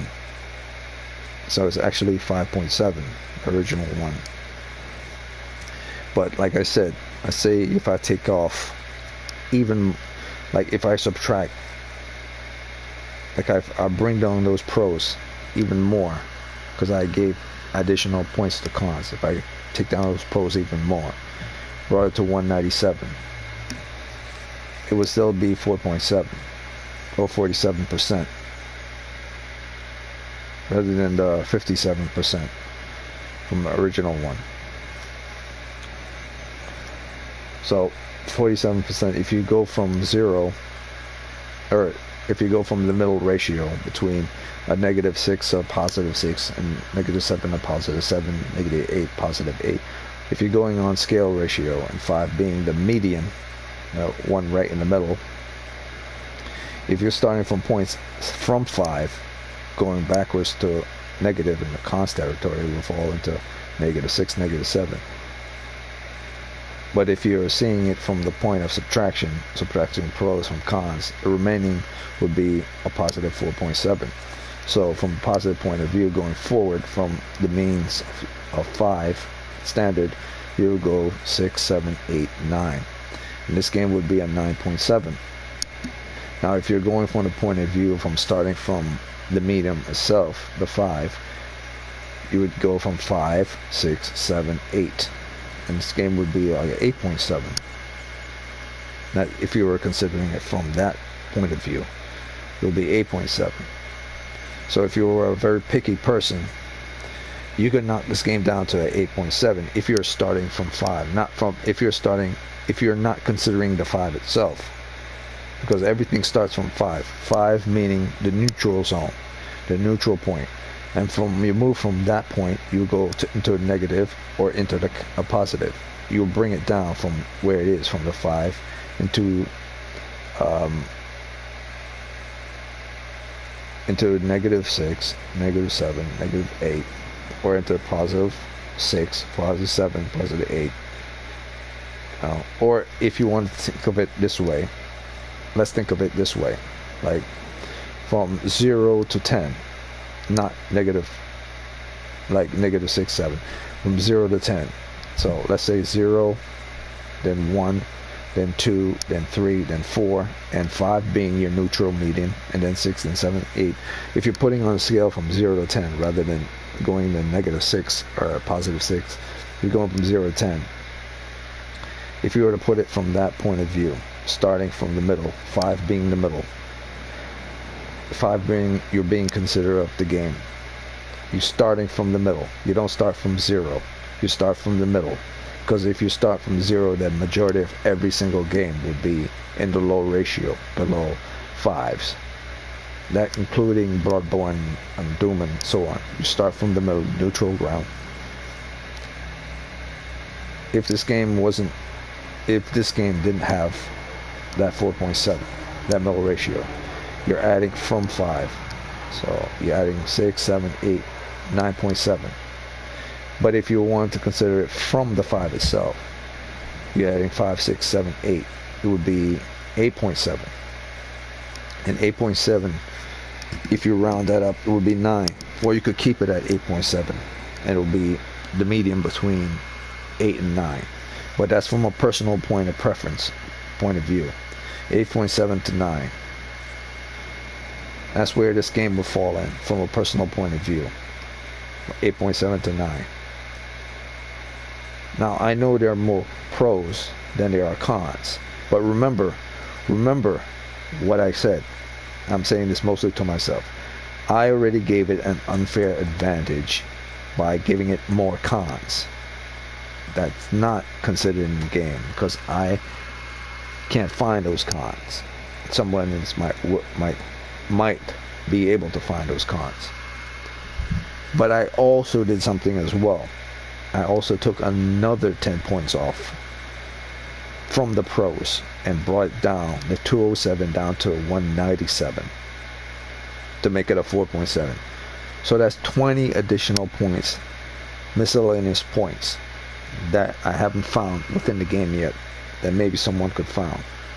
20 additional things that you could add towards the con section of the 150, of the 140 things. 20 you could add. You could bring this up to 160 cons if you find 20 additional things to 160. But that's just me spitballing. That's not the 140 that standard things I found. That's just me if there are actually 20 additional things that you can find to add to that.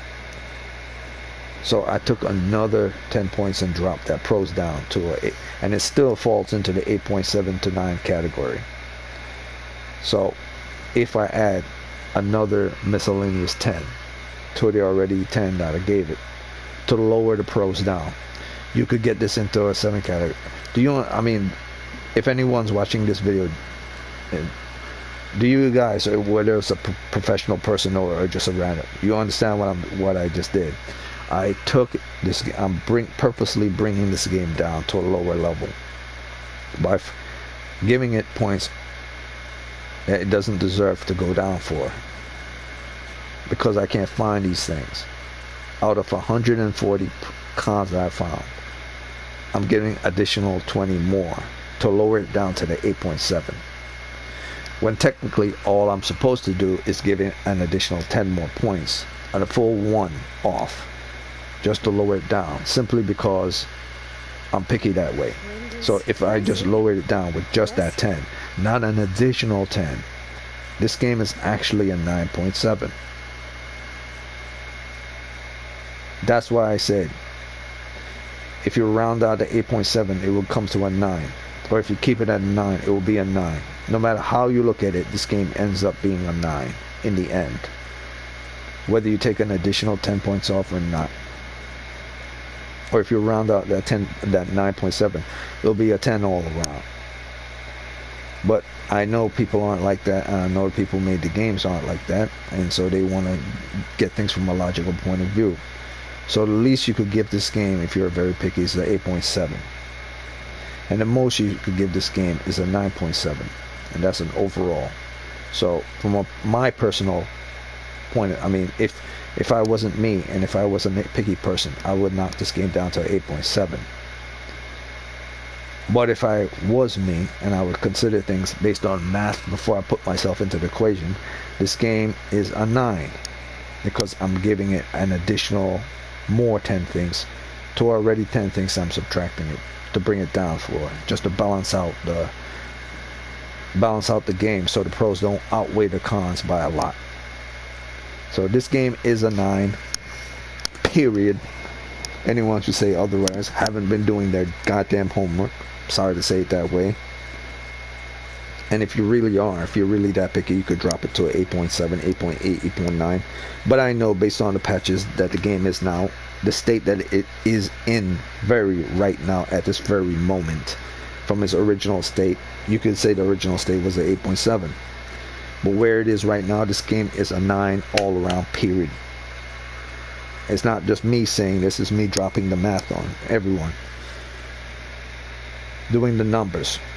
So this game is a 9, and the highest you could give this game is a 9.7. Because I didn't give it any advantage for its pros. I just tally up the pros at 207. I gave it an advantage for its cons just to lower the pros. By giving it 20 additional points to knock it down to 8.7. Or 10 additional points just to knock it down to a 9. So this game is in the 9 category. That's all I gotta say. This is the most I would ever give this game is a 9. If someone was to argue with me to bring logic of why this game is in the 9, I'm sorry, man. I would still be able to say this game is a 9. Simply because I know as much cons as you could possibly find. Let's say you found 300 cons for this game. That outweighs my 207. I would still be able to find more pros than your cons eventually, if I really truly wanted to nitpick every single detail in this game to a ridiculous mathematical rate. So I know for a fact that this game is better than Zero Dawn. I know for a fact it's better than the rate that Metacritic is giving it, and I know for a fact a lot of people didn't deep dive, because if you haven't gotten over 140 cons or up to 150 cons in your evaluation of this game, 140 problems that you found in this game, you haven't really deep dived. Then you really need to go back and do whatever you need to do. And like I said, even if you found more than that, like 500 cons, I guarantee I'll be able to find more pros. That's why I say this game falls into the 9 category. And that's Horizon Forbidden West in a nutshell. I'm gonna shut up. I'm gonna check out what time it is right now. I've acquired everything in this game. I'm gonna rock out my World War Z. I've acquired all the legendary weapons. They're all here. Every single legendary weapons. I've acquired all legendary weapons. I've finished all the gauntlet runs. I've finished every mission. See all the legendary weapons I've got. I might miss one. I might be missing one. Who knows? But all the warrior, hunter bow, the Death Seeker, shadow. Actually, I think I might be missing a bow from the hunting ground. Not the hunting ground, from the arena. So one legendary bow missing. I'll do that on my own time. But I got mostly everything. I got the Carja's Bane. I got the Forge Fall. I got Wings of the Ten. I got the Ticker's Pride from completing Hunting Grounds. I got Sky Killer and Blast Forge and Ancient Return. Yeah, so I'm done with the game, and just to make sure that I acquired everything from the arena, I'm going to go to the arena.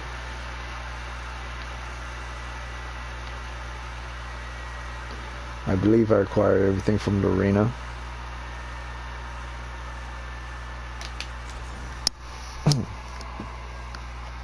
And I know for a fact that the game is fully completed now, and that the only thing that's holding me back is the datas, the uncompleted datas. And those aren't my fault. Those are Guerrilla's fault, the people who made the game, that they weren't adapted well for the PlayStation 4, or that they're missing. And certain people are missing the data. Even those who are playing the PlayStation 5 are missing certain data, and now they're going to probably fix that within the DLC, and as well as include the New Game Plus. But for right now, it hasn't been there. That's why I say this game is a 9, even without the DLC. And this game doesn't have a DLC yet. The original game had like 2 DLCs. Even without the DLC, this game is still in the 9 category. Like, this game is better than the first game and one of its DLC. Not both of its DLC, just one. So, very superior game. Anyone who doesn't see that, you're either blinders on or you're used to playing a certain type of game. Very well crafted, lots of details, lots of dedication, lots of hard work went in here. You could see it in everything, even the map, even the details of the map, the placement of the trees on the map, the location of the map. You're looking at the map from the top, the drop shadows, the gradient effects, the shadow itself, like the sun is showing, shining down from the sky onto the arena itself, like the shadow. All these things are detailed. The icons, the design of the icons themselves, all these things were considered part of the pros. So yeah, I looked at every single thing, everything I could possibly find: smoke, running effects, lightings, shadows, color rendering, even the pop-up of the name, sound effects for that as well. So let me check if I acquired all weapons. Marina was considered as well. What can I do for you, Aloy? Medals. So did I get everything? I believe I got everything. No, I did not get everything. I got all the legendaries, but I did not get every weapon. So there are still weapons to get in the game, which means the game is still not going to 100% give me complete and give me everything. So I could purchase them right now. Actually, let me, no, no.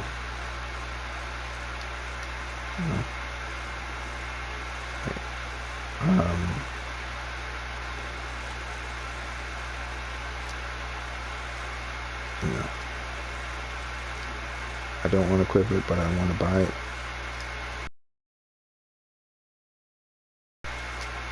Buy. Alright, so now finally I've bought every weapon in the game, and I've got every outfit in the game, and I've got every coil in the game. So everything from the arena has been fulfilled. All legendary weapons, all main weapons, all legendary outfits, all legendary coils, all of it done. Arena is done. So I'm out. This is me, my last stream. Horizon Forbidden West is a 9 all around. I mean 9 specifically for me, and as an all around is a 9.5. But you could get it down to a 9.4 if you think 5 is too high. But for me, I have this game at a 9.5. I would say overall 9.5. Even though I said 9.7, that's what the standard by the numbers would be as I classified it. Okay, you know what? Let me not mix things up. It's a 9.7. As for my overall opinion in this game, from a mathematical point of view, evaluating things by the numbers and taking myself out of the equation and looking at this game from an audience perspective, 9.7, 9.5, 9.7. I say 9.5 because I know for some reason some douchebag is going to say it's not that high. So I'm going to dock it 2 more points and knock it down to a 9.5, 9.4, 9.5. Just for the douchebags to shut up on overall. But as for my personal classification for this game, is a 9. So overall opinion, 9, including myself in the equation, 9.4, 9.5 game. Personal opinion, me being a nitpicky gamer, it's a 9. This game is not in the 8. Metacritic got it wrong. A lot of people got it wrong. They didn't do their homework that much. They didn't look into everything. They didn't look at the sun flashing on his clothes. I even consider the ridiculousness of the movement of her hair. That's all over the place. So all these things, even the shadows on the floors, all these things were considered. How they operate with regards to movement of the sun itself, with regards to compass, movement of using the, if you use a compass or using the shadow of a compass, north, south, east, west. All these things were considered. what these people were saying, how their body moves were moving, how they interact when they look over their shoulder, you look directly at you, or when you run into them, they say certain things.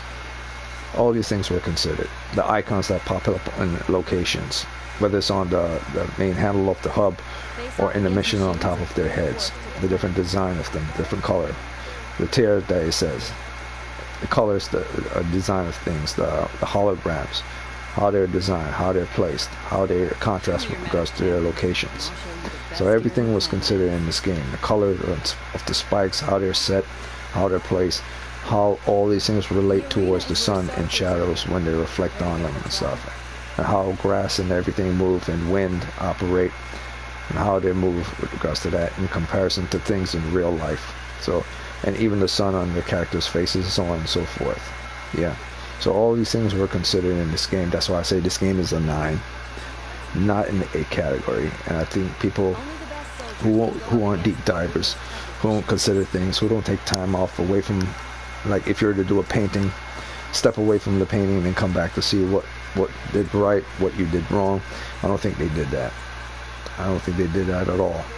I don't think they even played the game all the way through, the side missions, all the little added other stuff. I think they went straight through the main quest and the side quest, and then did some of everything, but they didn't do as much deep dive as they think they did.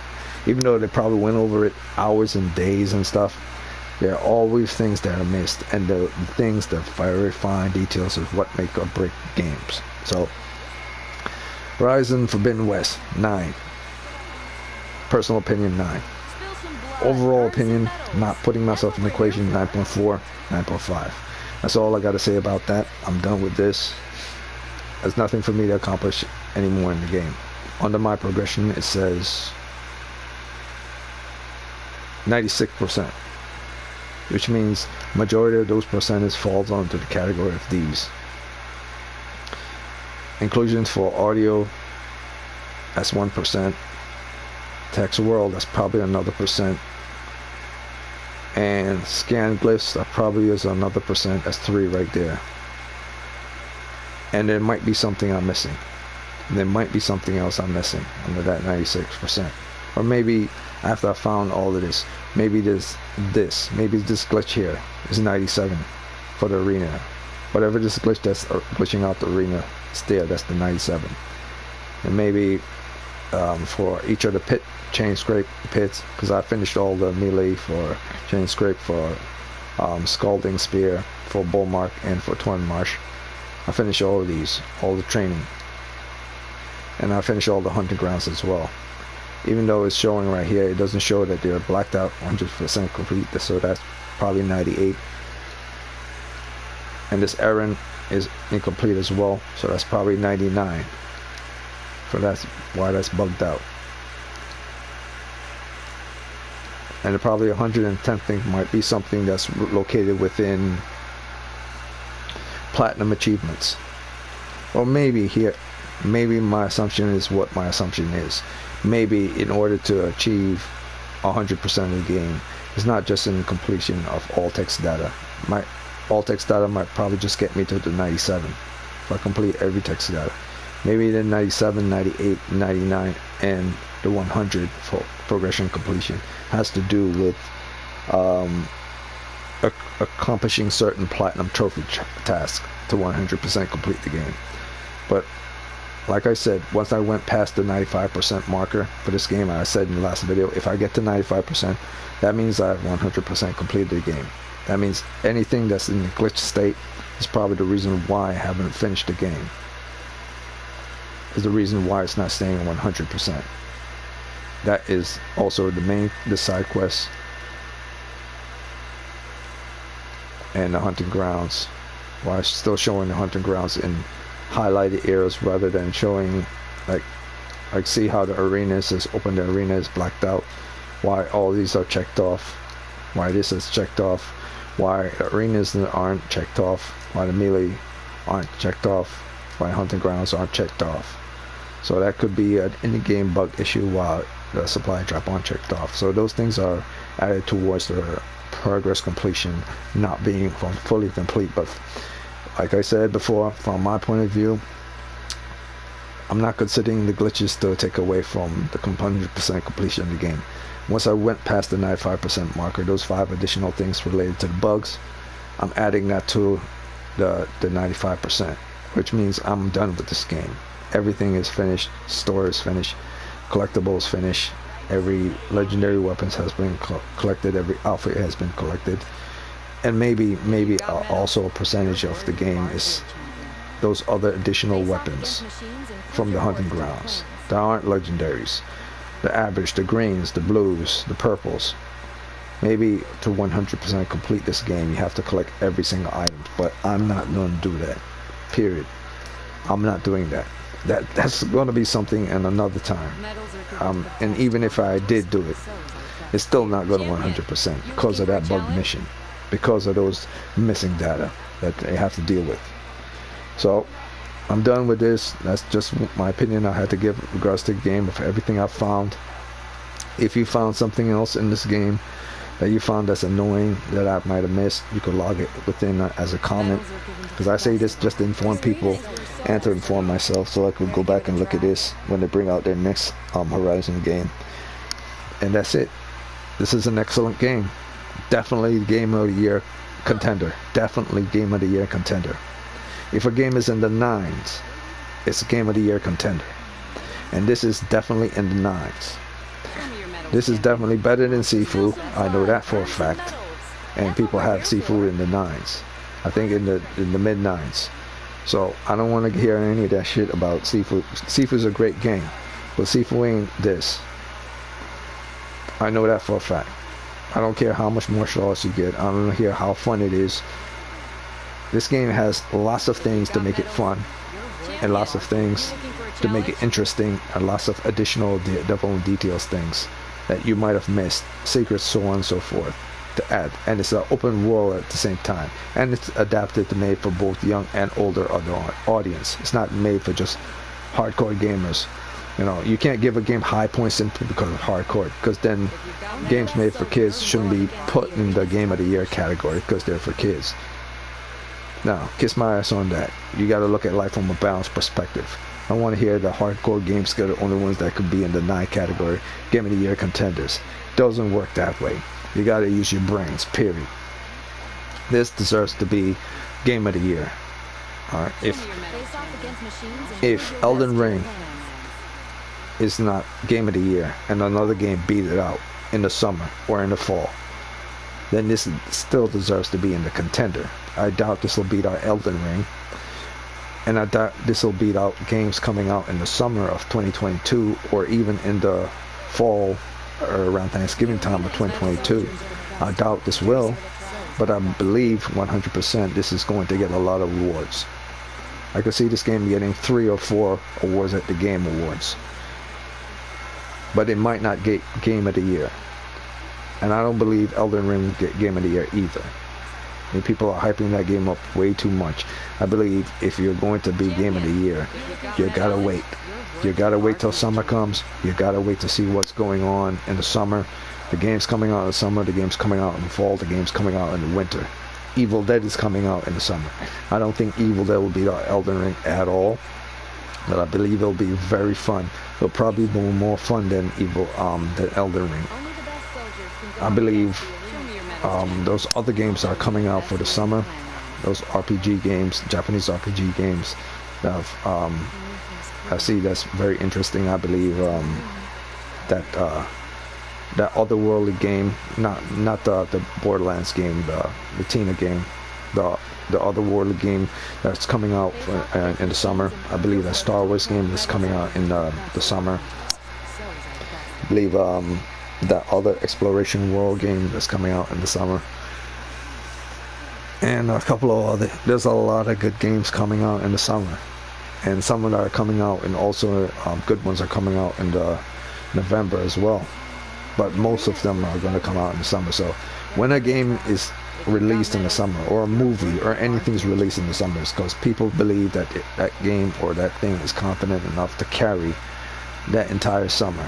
The interest of people who are going to have days off. So a lot of people are going to invest money in that. So if they believe that Elden Ring wasn't good enough to be placed during that period, based on the release date. Are you finished with your game yet? Yes. Can you release early? Yes. Do you want to release in the summer or you want to release in the spring? Release in spring. So maybe it was a decision based on when I could release, based on when my game was finished.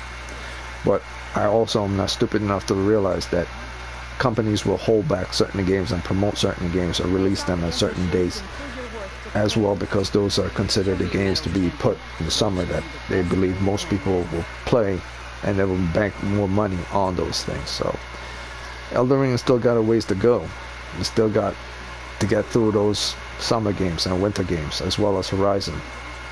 But if it ends up that those games in the summer and the fall and the winter are shit, I would say Game of the Year will probably fall into line with either Horizon, Sifu, Elden Ring, and we'll see how Borderlands Tina goes. So I'm not just judging games simply from aspect of an adult and seeing things from what an adult is. I'm seeing things from what someone who's a child would play a game. I'm seeing things from where the point of view of someone who's disabled will play a game. If you're only seeing things from a hardcore point of view, then your game doesn't deserve to be Game of the Year, period. You have to consider everyone into the factor. So Horizon, I'm checking out right now. Get on my other game. Horizon is excellent game. And even though I'm finished the game, I want to come back to this and play this. I'm more interested in playing this game than going back to Zero Dawn. And though Zero Dawn was released years ago, I'm still, even after this is finished, I'm more interested in playing this simply because it has more going in it than Zero Dawn does. I would only play Zero Dawn simply because I want to be reminded of the story, playing the story all over again. That's the only reason I would play Zero Dawn, to be reminded of the story of where she originally came from and her original adventure. But I wouldn't play the first game simply based on the fun factor. I would play this game for fun factor. I play that game for nostalgia. That's how it goes. That's how I know this is a better game. If between two, which one I would consider more fun, more interesting, I would play this simply for fun. This is awesome. And the simple fact that they throw in a bird mount, I don't have to ever worry about climbing, and I could do Spider-Man stuff in traversal. No, man, this is hands down a better game than that. And that game got an overall of 8.9. So by the time this year is over, coming next year, this game will be in the mid to high 9s category. Well, not high 9s, but mid 9s category. Because it took a while for the first game to get to its high 8 category. I think it was in the mid 8s before they got into the high 8s category. And it'll be the same for this game. This game will be anywhere a year from now into the low 8s the low 9s to the mid 9s. I believe we'll get up to the mid 9s by the end of next year, once they release the DLC, once they finish up the patches, once they include the New Game Plus. This game was definitely going to be in the mid 9s. Once New Game Plus is added, once all the patches are made, once you include more DLC, boom, mid 9s. And they're going to do this definitely before the Game Awards, so I know that still has to be considered.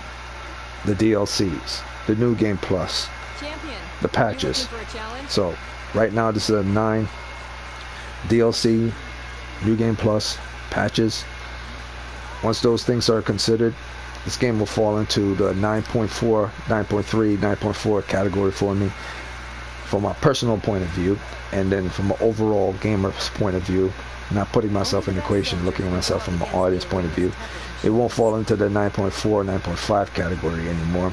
It will definitely be at 9.7 category. 9.7, definitely be in the high 9s. Once the DLC falls off, once the DLC drops, once New Game Plus drops, just like it did in the first game, once final patches are made for this game, high 9s, easy. From me not being part of the equation, high 9s. Me being just a regular game enthusiast and being part of the crowd, enjoying that baseball, basketball game, being part of the crowd, high 9s.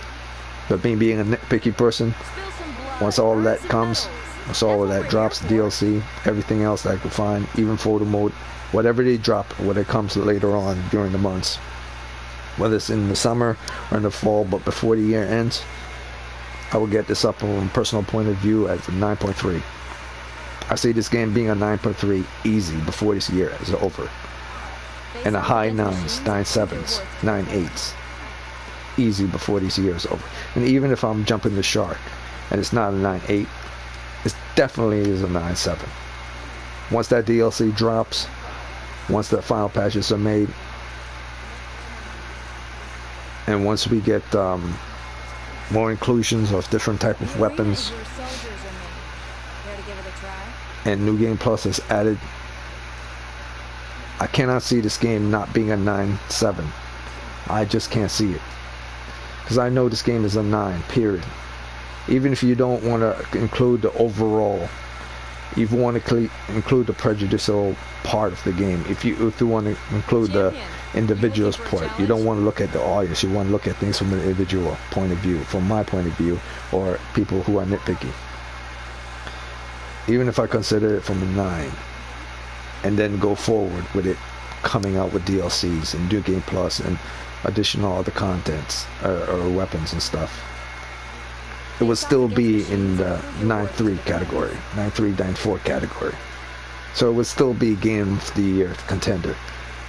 The fact that it falls into the 9th category right now, as it is right now, is Game of the Year contender. It doesn't even have to do anything anymore. Even if it doesn't release a New Game Plus, even if it doesn't release a DLC, it's still already in the 9th category. This is a success story for a Guerrilla. They've done it.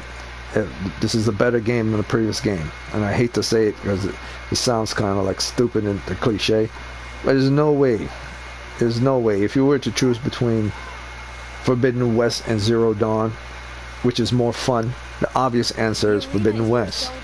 You will only play Zero Dawn for nostalgia of the story itself. Everything else is done here superior, so you cannot put this game in the 8 category.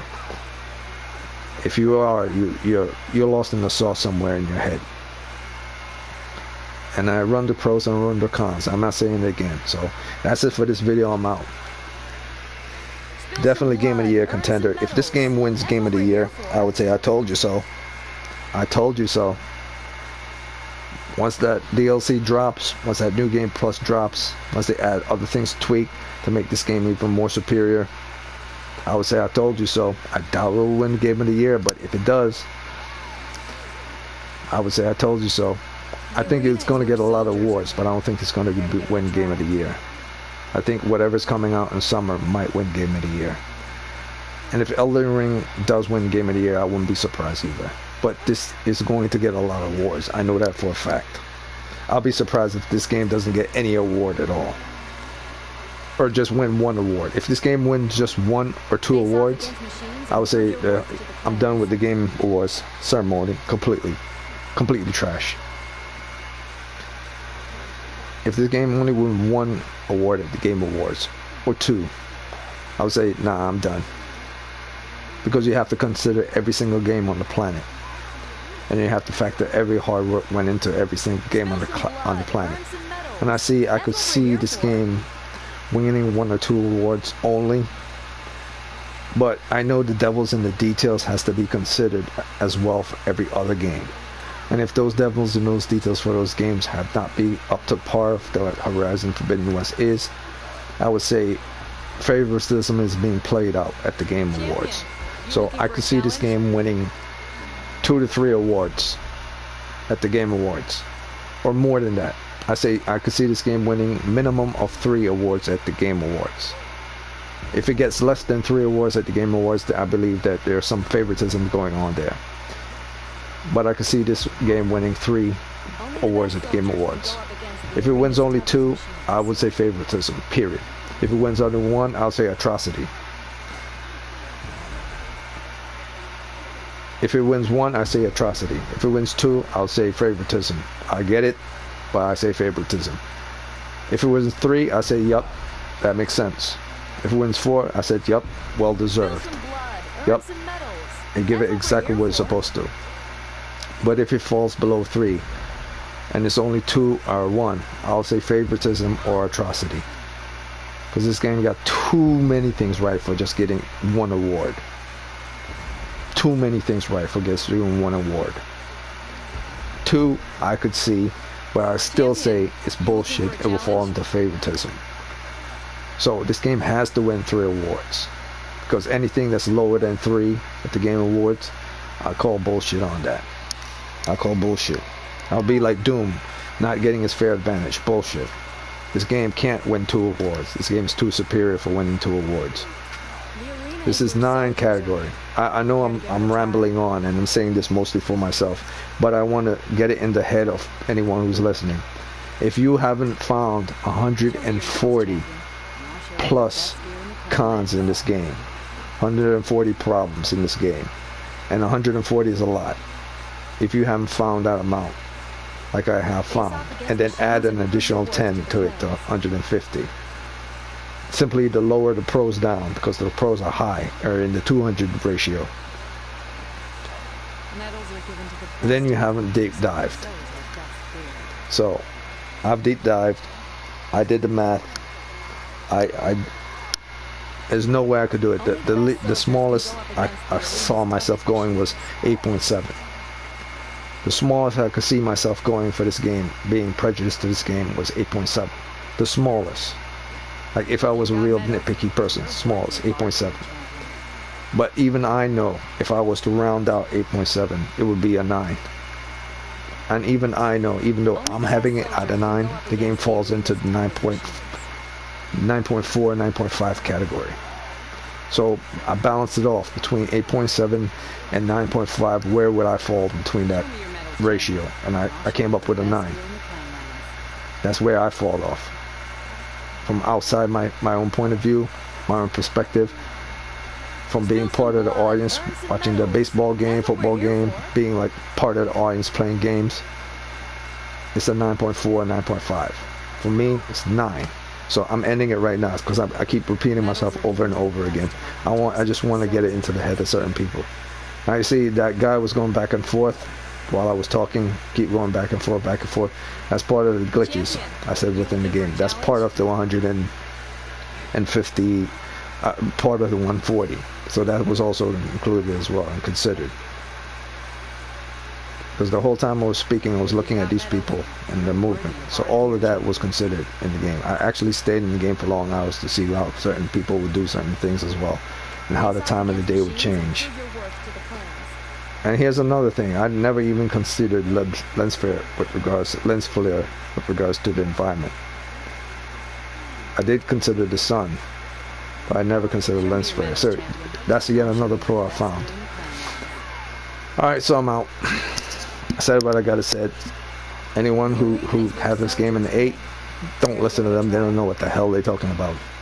Anyone who didn't deep dive and went into beyond 207 things of pros or 150 things of cons, if you haven't found 150 problems of this game or 140 problems of the game, you didn't find that.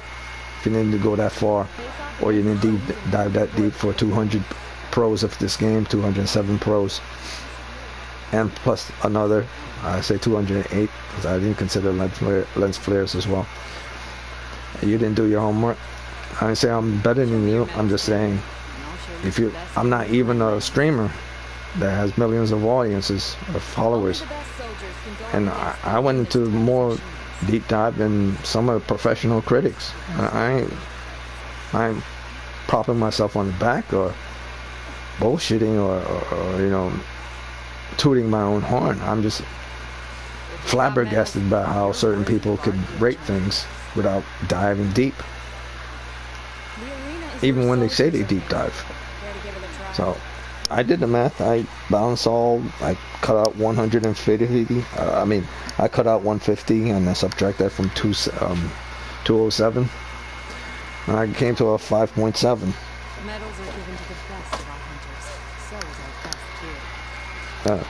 Let me look at this thing again. Champion, you looking for a challenge? Yeah, 207 to 150, 5.7. And then I remember I said I was going to deduct an additional more cons point to it that it doesn't deserve to knock it down to a 4.7. And that's how I got to the 8.7.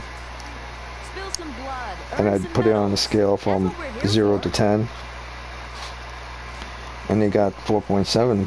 And if you start from the means of neutral zone, which is 5, and you dial up those 4.7, you would get to 9.7.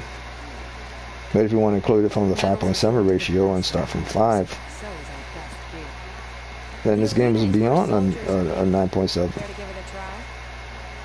And no matter how you do your scale, I mean, and I'm not going to talk about it anymore. It's like I feel like I'll have to. I'm trying to defend Horizon and trying to explain things. I don't need to explain anything. The evidence is within the game. Period. I just need to say it so people who are professional, if they ever want to come and correct me, come at me, bro. I guarantee I'll find more pros than you. Or a professional writer or journalist, come at me, bro. I guarantee I'll find more stuff about Horizon that's far better than what you did as pro. So I'm done. Game's a 9. My point of view.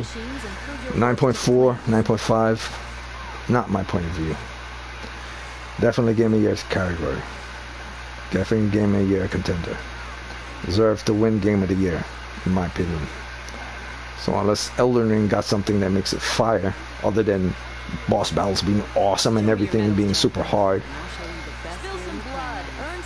if I find a hell of a lot more than 150 cons in that game, I would call bullshit on a lot of people giving that game hype up, because I'm going to play Elden Ring and I'm going to tear that thing apart for all its problems and give it as much props for all its pros as well, because that's what I did to Horizon Forbidden West.